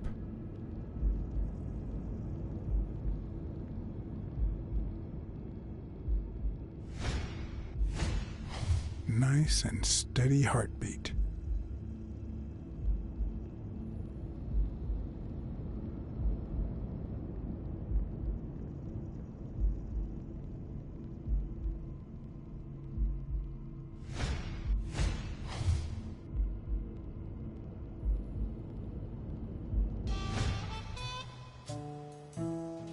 What the? What's wrong? Someone's taking pictures from the rooftop. Are you sure? I'll go take a look. Now, who's that rope for, Miss Dunn? Weekly. What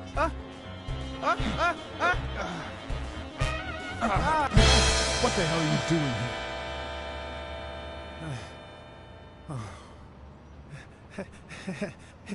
Hey, look! Isn't that Cassidy?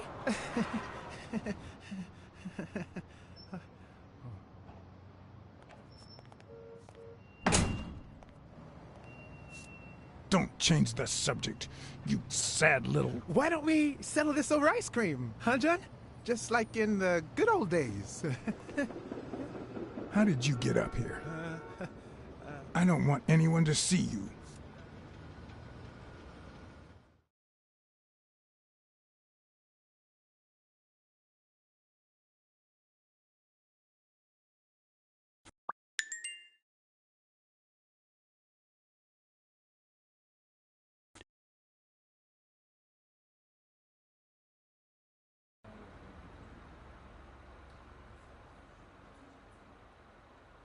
Everyone, even the most hapless of creatures, has a gift. Something that makes them special, that makes them worth knowing. Foul-smelling Weekly is no exception. No matter what he does, it's impossible to stay mad at him for too long. This bourbon shake is delicious. Want a taste? You know I don't like milk. Your loss. So, Joe Dunn hangs himself and leaves his gym to his daughter, which makes her the first woman to run a boxing gym, I think. I don't think Dunn killed himself. What?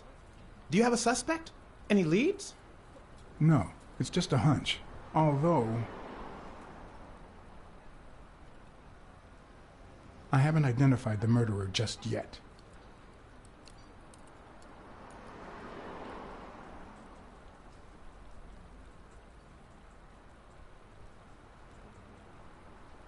Well, it doesn't really matter. It's just a hunch. I wouldn't bet my life on it. I've got other suspects, like O'Leary, the bookmaker. Desmond O'Leary? The same O'Leary who used to date Helen Moore? America's sweetheart? Now that's a woman. And then there's the Walrus. Who was that guy?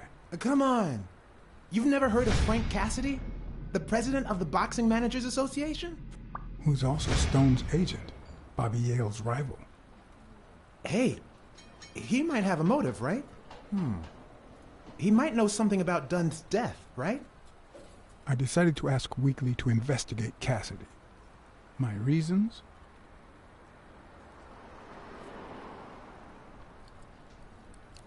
Weekly was right. Cassidy could have had a motive to kill Dunn. Weekly had already proven to be nosy. The farther I kept him from the gym, the better. But with Weekly, you just never know what the best approach might be. Should I give him an order, or a subtle suggestion?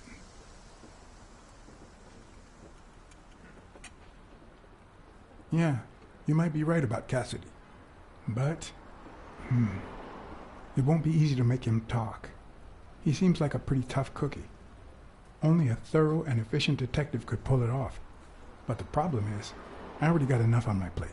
You're a lucky man, John Blacksad. I don't follow. You just found the thorough detective you need. Oh, of course. What a great idea. How did I not think of you? Hey, don't sweat it. But you'll have to do me a favor. Tell Sonia Dunn that a legendary journalist from What's News wants an interview.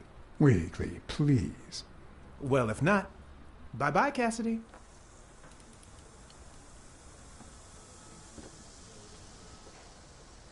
All right. I'll see what I can do. Great. That's settled then.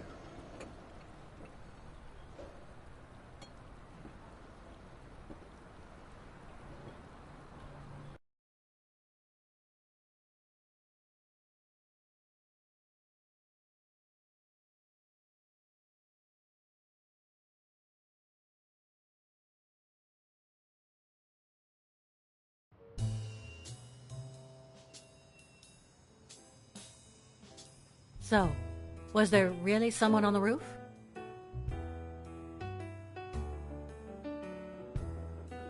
There was, but it was just a friend of mine. Oh, so now your friends are spying on me. Look, I had nothing to do with it. I even got him to stop.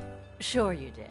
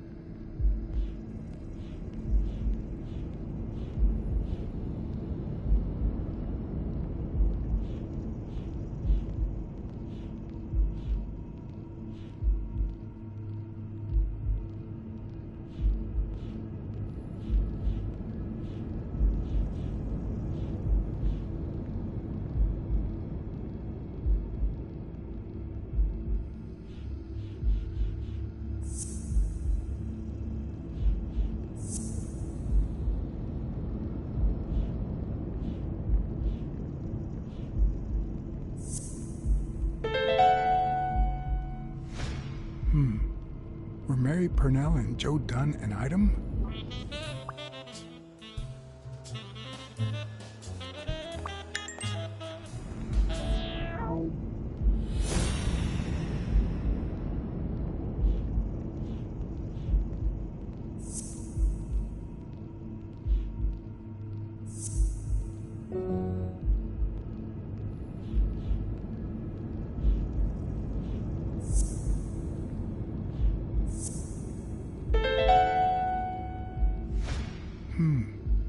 What if Mary's birthday is the combination to the safe?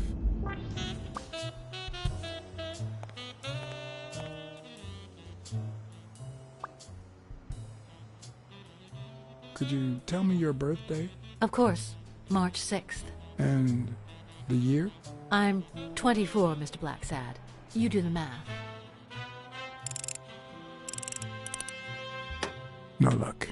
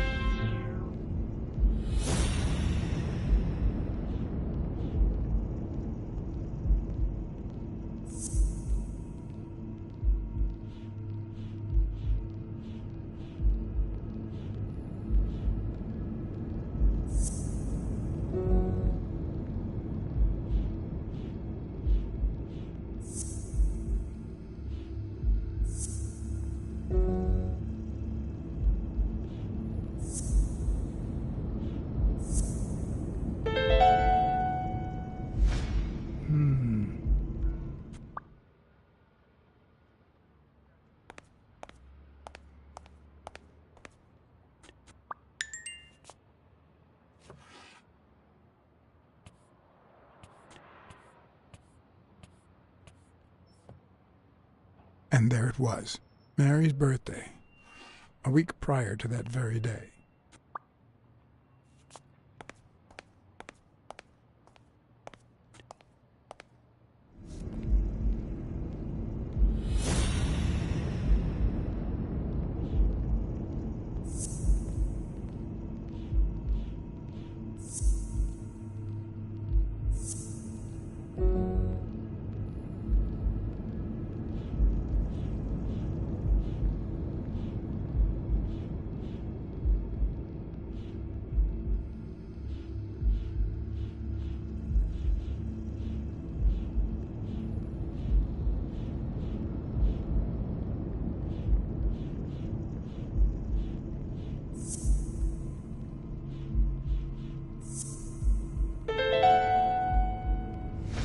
Well, I know this much. The chest expander in the trash belongs to Yale.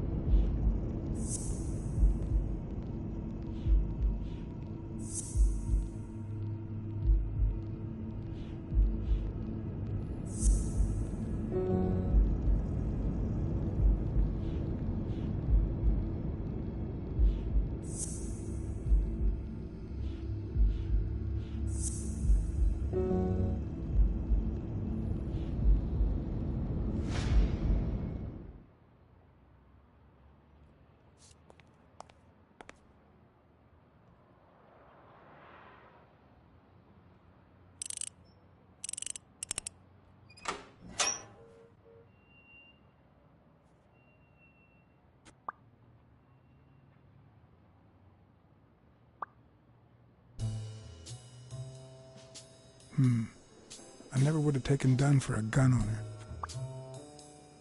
A few bucks. Just petty cash.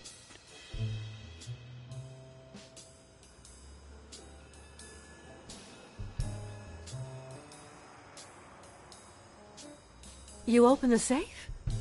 Yeah, and I think you need to see this. Can you tell me what it says? All right. I think this might be useful for the investigation, Mr. Detective. He left everything to me, except some boxing trophies and knickknacks that'll go to Bobby Yale.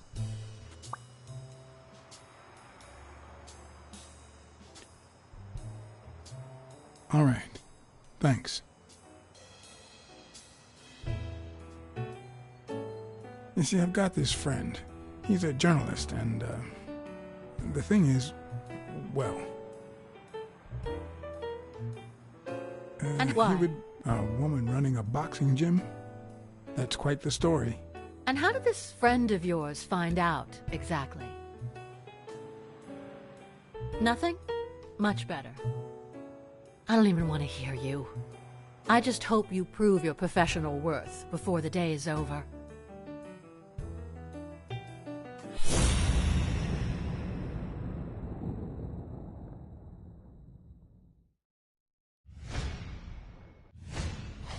Big, bright eyes. Looks well rested.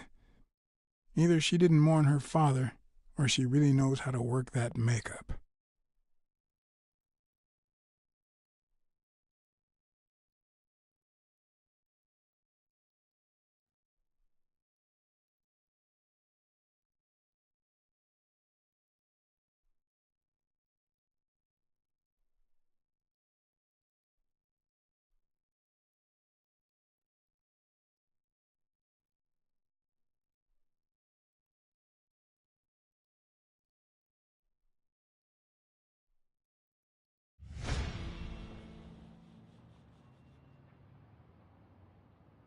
I saw you arguing with a guy named Cassidy.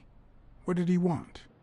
Remember the fight that needs to take place in order to save this gym? Well, Cassidy manages Yale's rival, Stone, the reigning champion. If Bobby doesn't show up, he'll lose money. Maybe not a lot, but enough to care.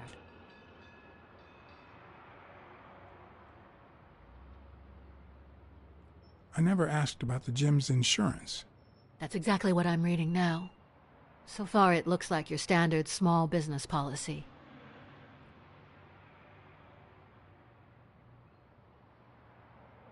There's something I never asked you about your father's will.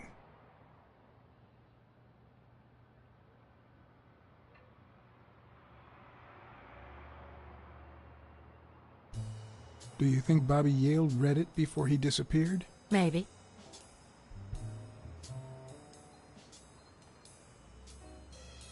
When was it signed? It was written 4 years ago, just weeks after I moved to Buffalo.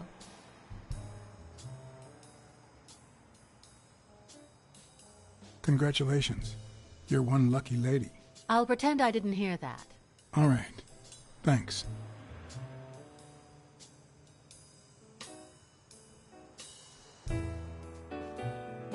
I think I know who had your mother's ring. You do?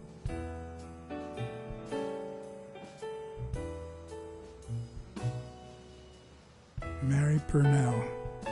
I think she was in love with your father. Thank you.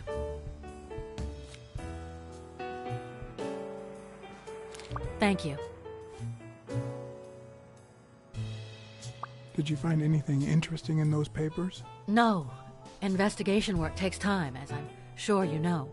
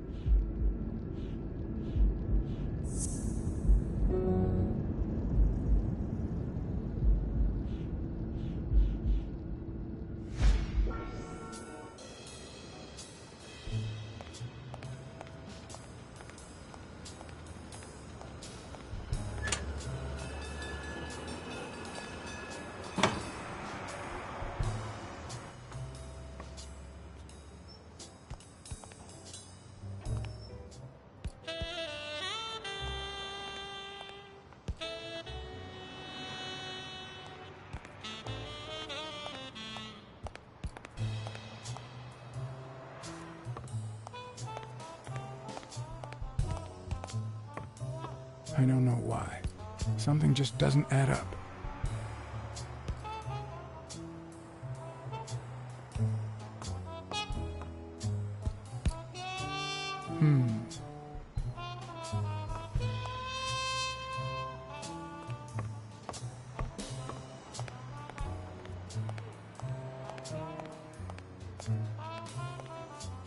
Did this happen often?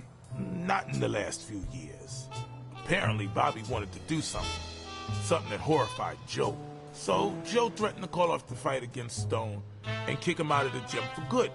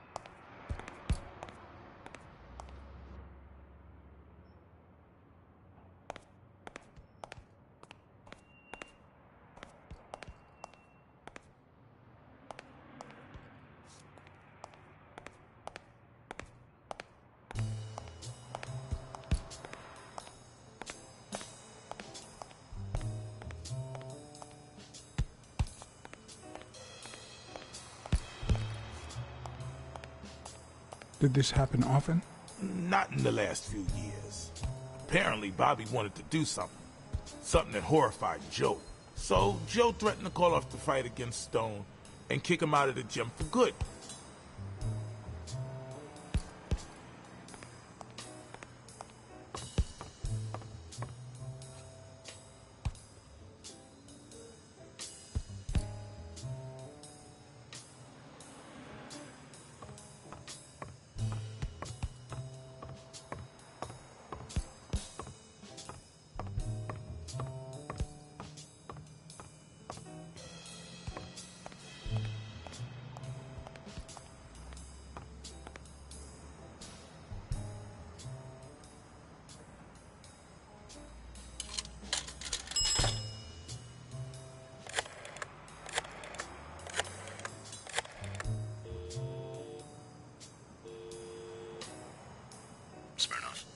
You're gonna like what I have to tell you about the Dunn case.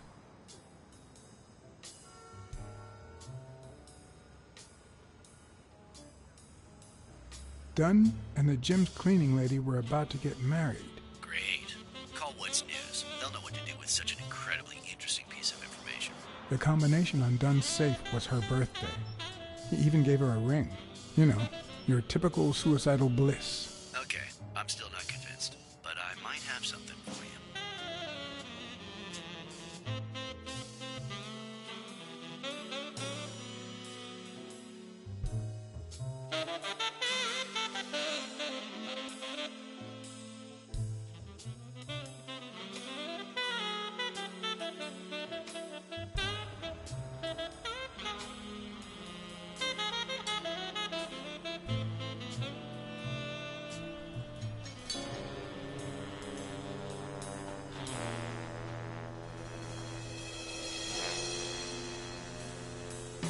Life is often off-key, like a bad song.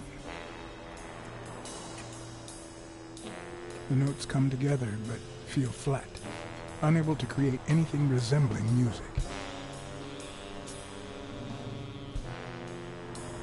And yet, there are ways to string them together to create harmony. Ways that are not always entirely in our hands.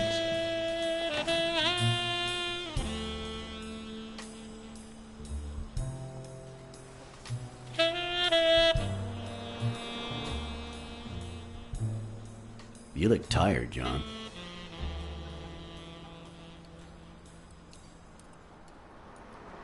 You look pretty tired yourself.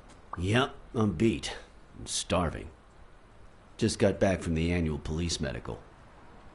Not only did I have to fast, but I also had to chug 2 enormous glasses of water. John, you alright? I've had better days, and I'll have them again, I hope. We both deserve to. The thing is, I'd love to help you out with this case, but I can't. You know I work for the state of New York. If I had any information, I couldn't share it with a private eye.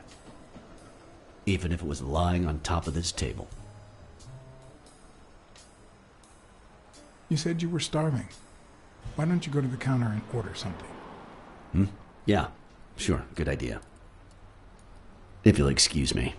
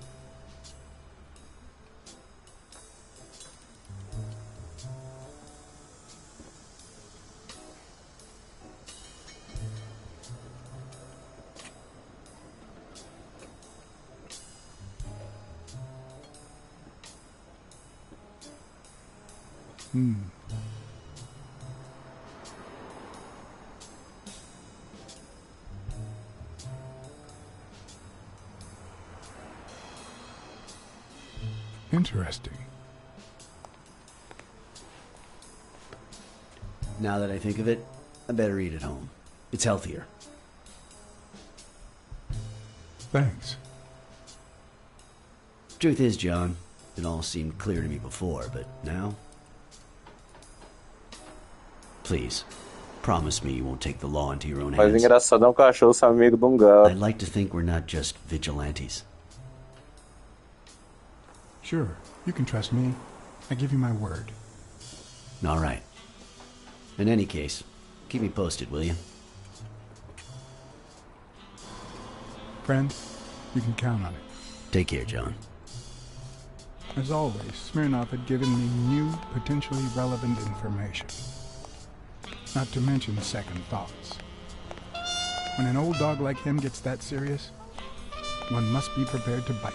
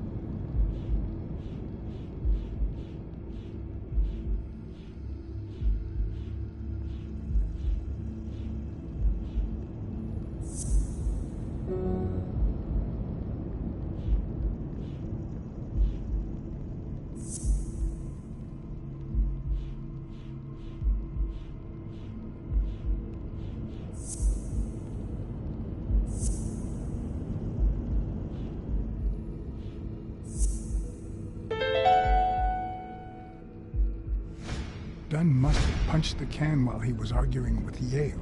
I guess that explains why he threatened to call the fight off.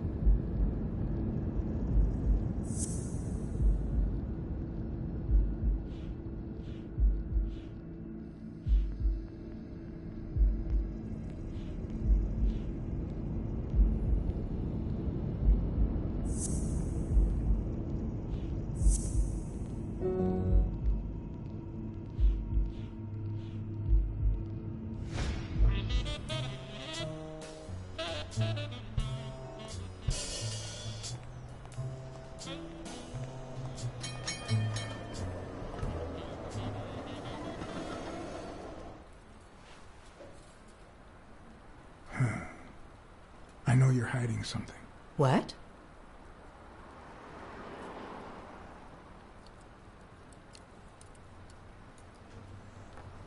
Happy birthday. I just found out it was a week ago. Oh, thanks. You're welcome. I'm sure you received wonderful presents. For example, your date of birth used as the combination for Dunn's safe.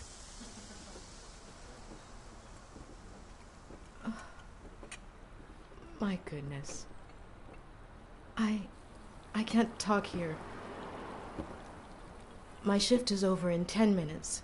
Can you wait a while? Can I get a refill over here, Mary? Coming right up.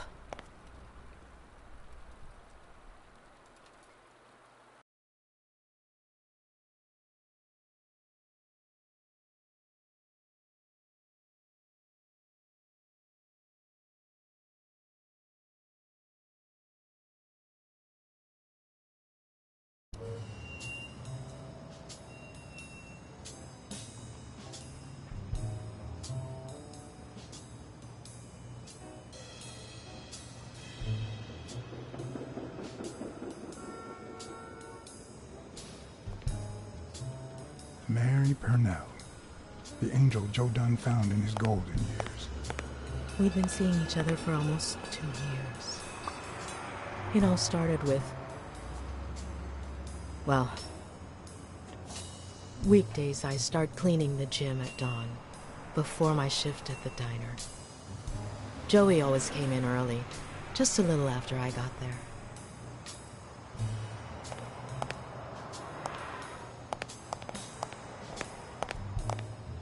He used to say it was the best time for the worst task of the day.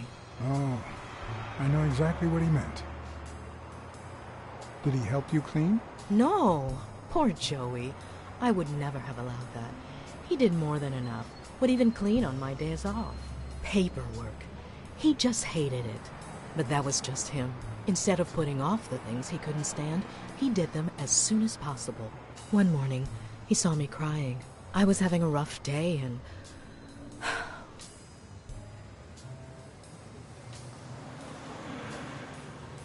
He tried to make you smile. He pointed at the coffee machine. You need a cup of joe and some fresh air. That was the first of many cups on the rooftop.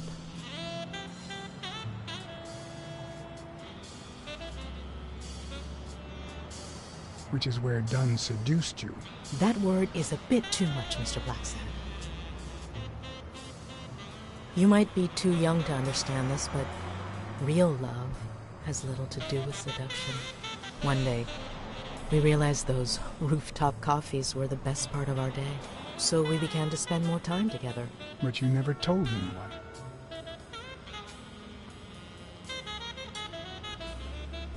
Maybe you should have told his daughter. Like I said, I barely know her. Joey didn't want her to find out until we were sure. He was afraid that our relationship would only make matters worse. Until one day, on the rooftop, we realized just how serious our relationship was. And we decided to turn those moments into a lifetime.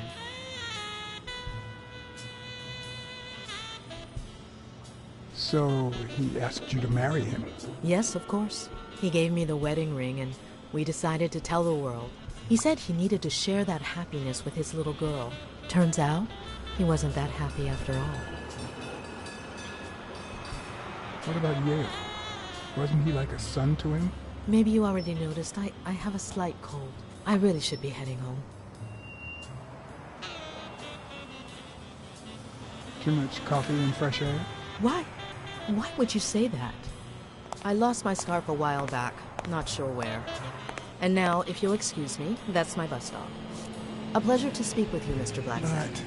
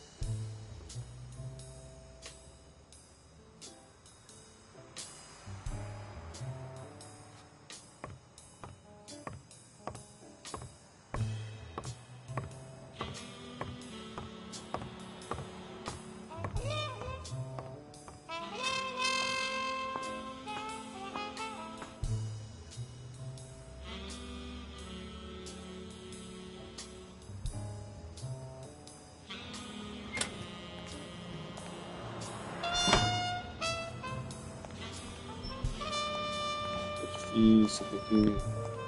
Faltando alguma coisa, tá escapando. Isso aqui da... O negócio tá me incomodando, isso aqui parece que é alguma coisa.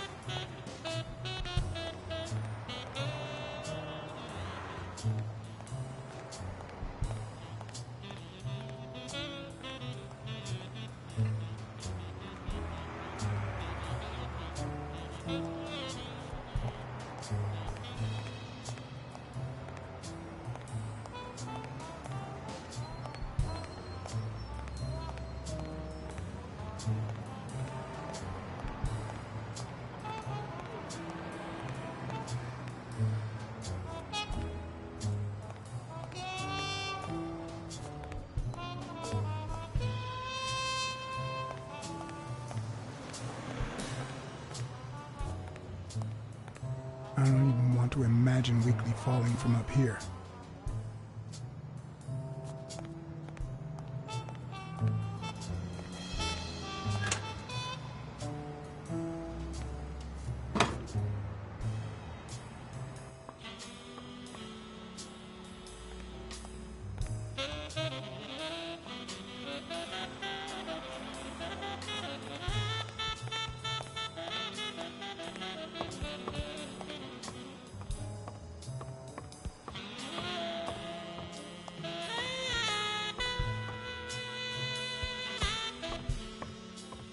I don't know why. Something just doesn't add up.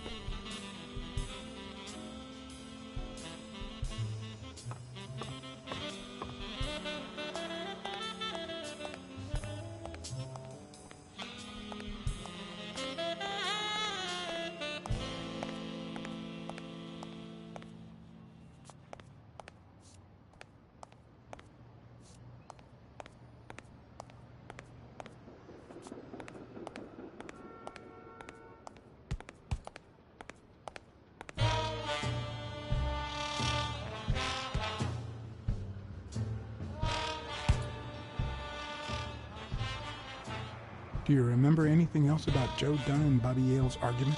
No, not really, no. Only Joe yelling. If you do, I'll call off the fight and kick you out of the gym.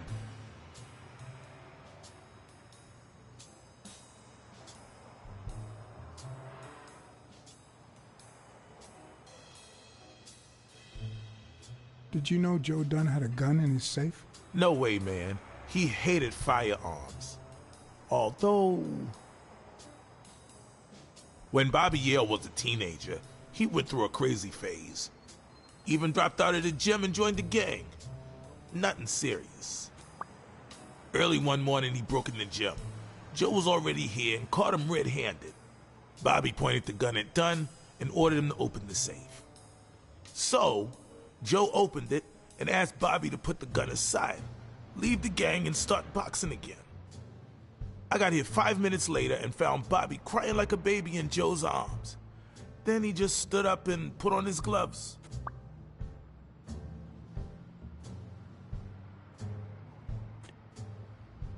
Joe Dunn or Joey Dunn? Huh? Nobody called him Joey. Well, maybe his wife. Although, she didn't call him anything after she died.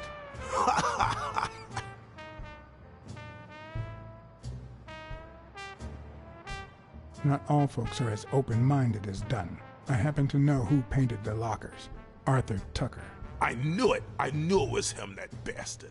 I'm gonna whip the white out of him.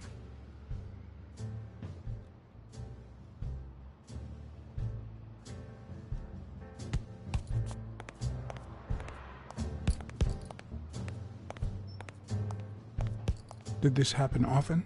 Not in the last few years. Apparently, Bobby wanted to do something. Something that horrified Joe. So Joe threatened to call off the fight against Stone and kick him out of the gym for good.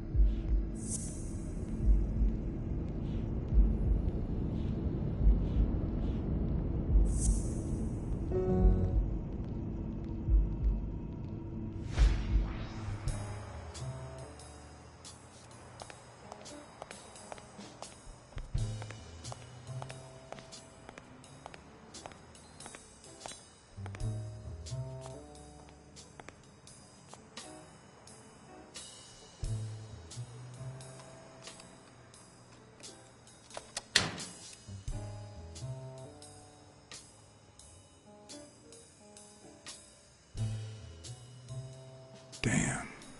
I'd forgotten that Jake used to work for Natalia. This proves I was right. It's too soon to move on.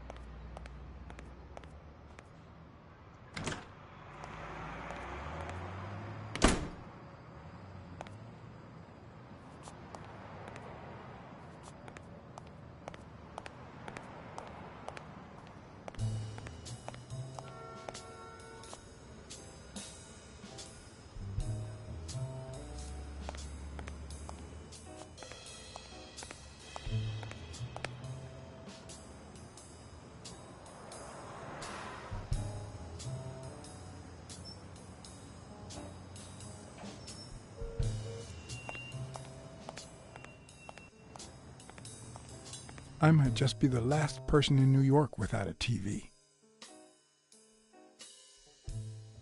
Maybe that's how I should spend the bribe money.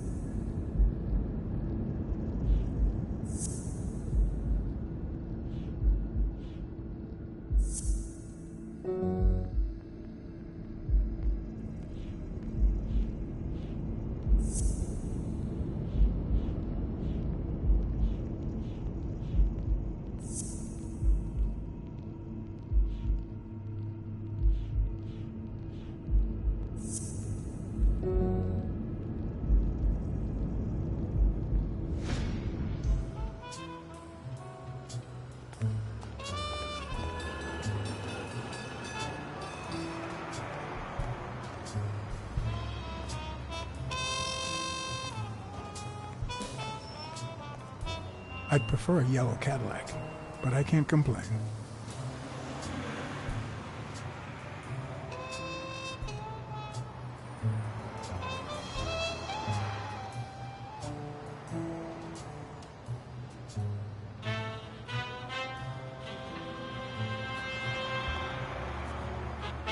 I'd prefer a yellow Cadillac, but I can't complain.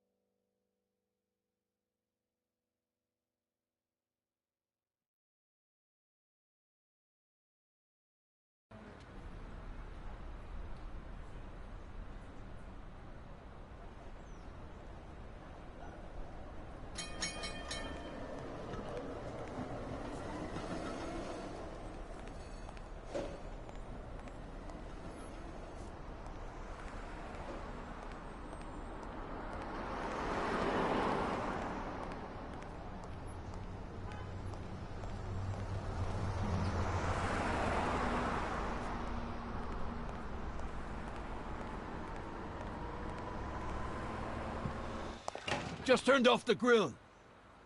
You all got about 25 seconds to order your last burger before it goes cold, you bastards! Hey! Hey, if it isn't Miss, I'm so sorry. Well, I'm sorry too, because we ran out of sissy menus. Your dad and brothers ate 'em all.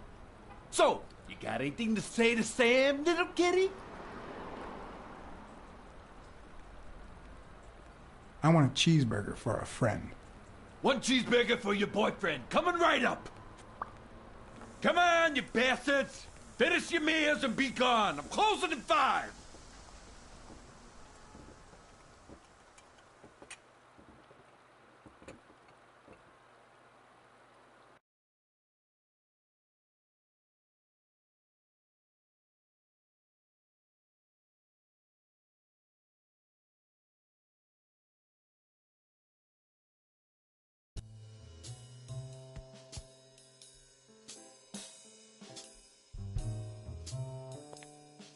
I have to admit, I was hoping to get something in return for that first hamburger. But now I don't really know why I brought this. The cynics would say I did it all out of selfishness, just to feel better about myself.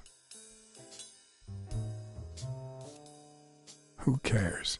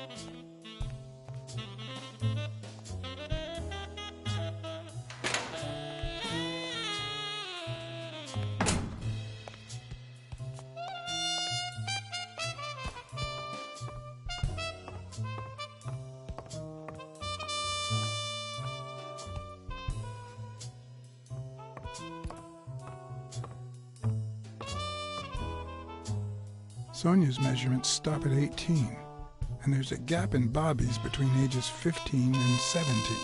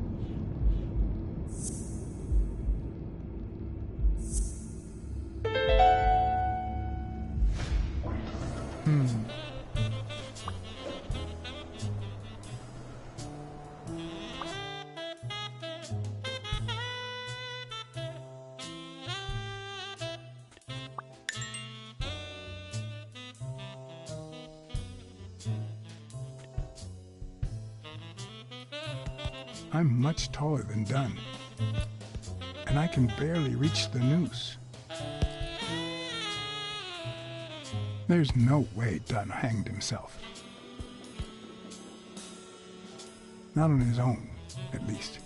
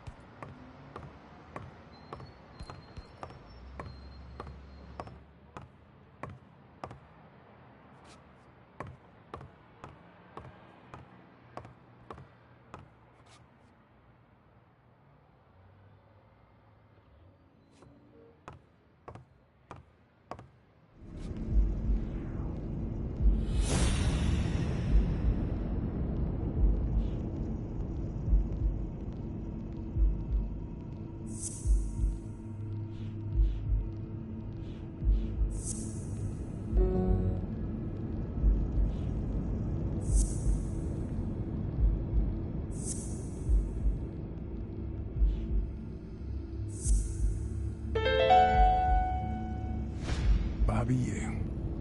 I don't know if you had a motive to kill Dunn, but you certainly had the murder weapon.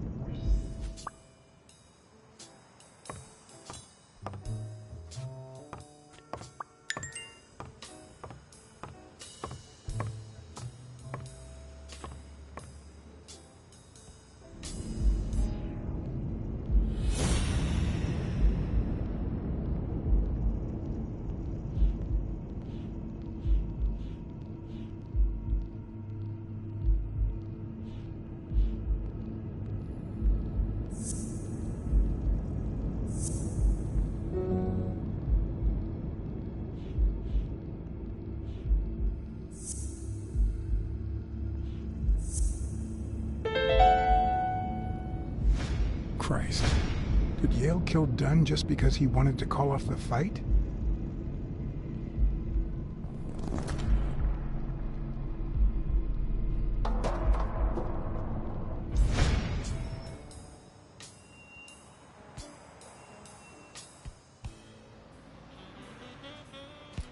I always knew Bobby had issues.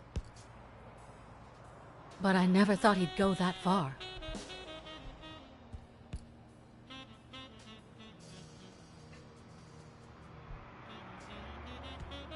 A part of me thinks Bobby Yale didn't do it. But the chest expander, the box in his locker, the marks on my father's neck. It all leads to him.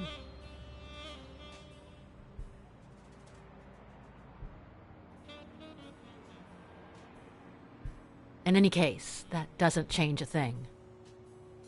It does, actually. Now we know he didn't kill himself. My father's still dead, and you still haven't found Bobby Yale. Nothing has changed. Opening the safe and finding my father's will won't help us achieve anything. So please hurry. Time's wasting.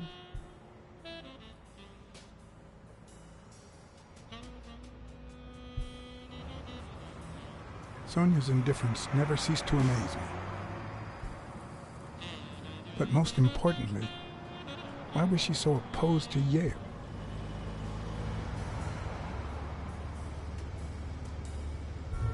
John Blacksad? I think I owe you an apology.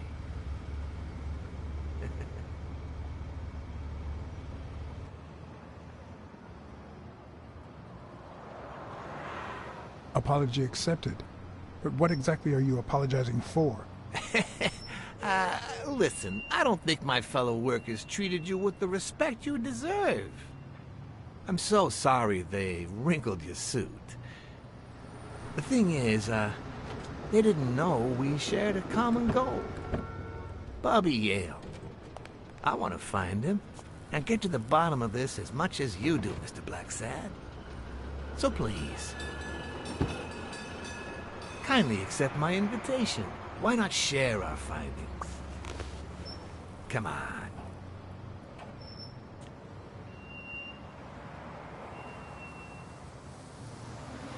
Of course. You don't mind me riding in this fancy car with a wrinkled suit, do you? Oh, I think you look mighty dapper, Mr. Blacksad. Although, if those wrinkles were to rub off on me...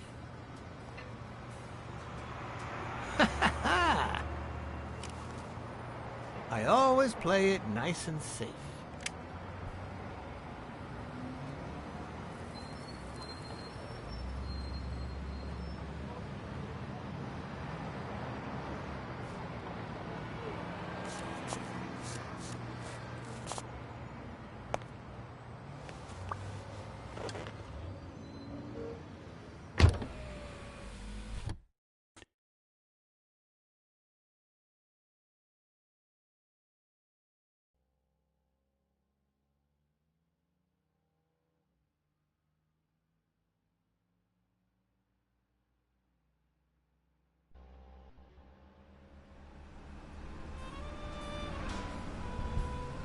Thank you, Blacksad.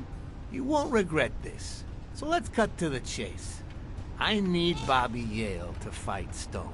There's just too much money at stake. So, I'm offering you my help to find Yale.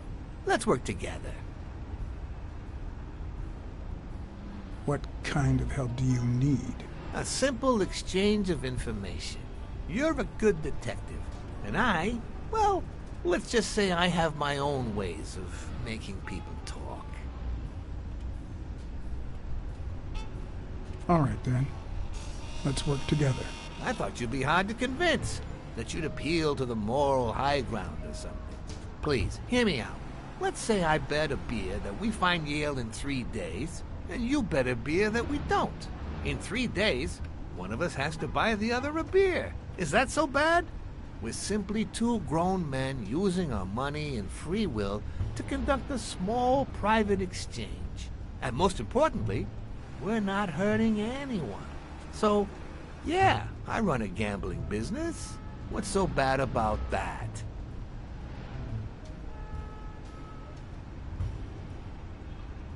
It's immoral, for starters. Immoral? I'll tell you what's immoral. The way our government is ruining America.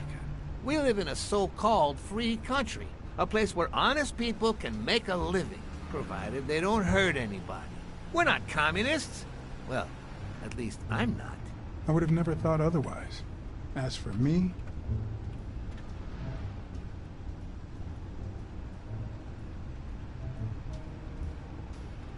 let's just say I sympathize with their cause. Fair enough. You sure look the part. In any case, that's not my point. The government betrays our nation's values by passing communist laws that forbid an honest man like me to make a living without hurting a soul. And that, Mr. Blacksad, is just wrong. I'd even say it's unconstitutional. Do you get my point now?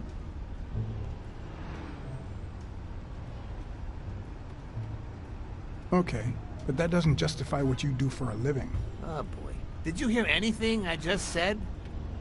Anyway, when the government passes these laws, there's only one legitimate weapon the people can wield. The same weapon that turned America into a great nation. Civil disobedience. So, as the proud American that I am, it's my duty to disobey.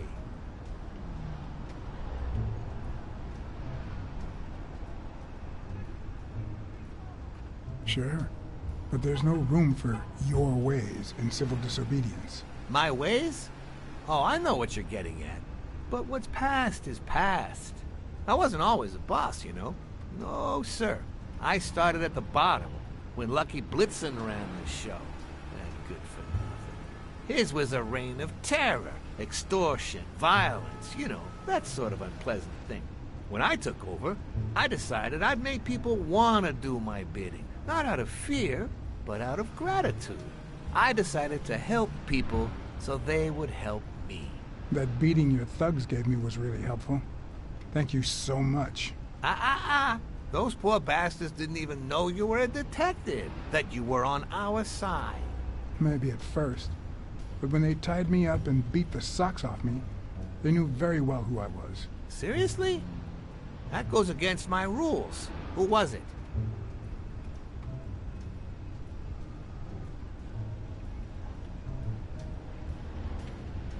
It was just Wilson. That bastard. Don't you worry. I will have a serious talk with him. I cannot tolerate this behavior. Please accept my apologies, Mr. Blacksad. As I said before, I like to help people so I can count on their gratitude. That applies to fellow partners, like police, or, in this case, a detective. I won't deny this business has its fair amount of violence, extortion, and casualties, but I'd rather leave that to my enemies. And you are not my enemy. And, it looks like we're here.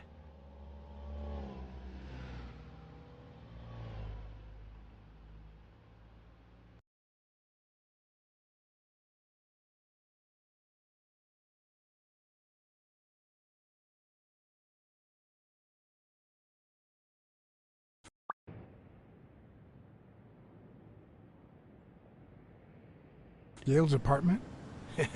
I told you, I'm on your side. Go ahead, search the place. I'll wait down here. When you're done, you can honor our arrangement and share your findings with me. Or not. It's your call, Mr. Blacksad. I'll make sure you're suitably compensated. Wilson, come here.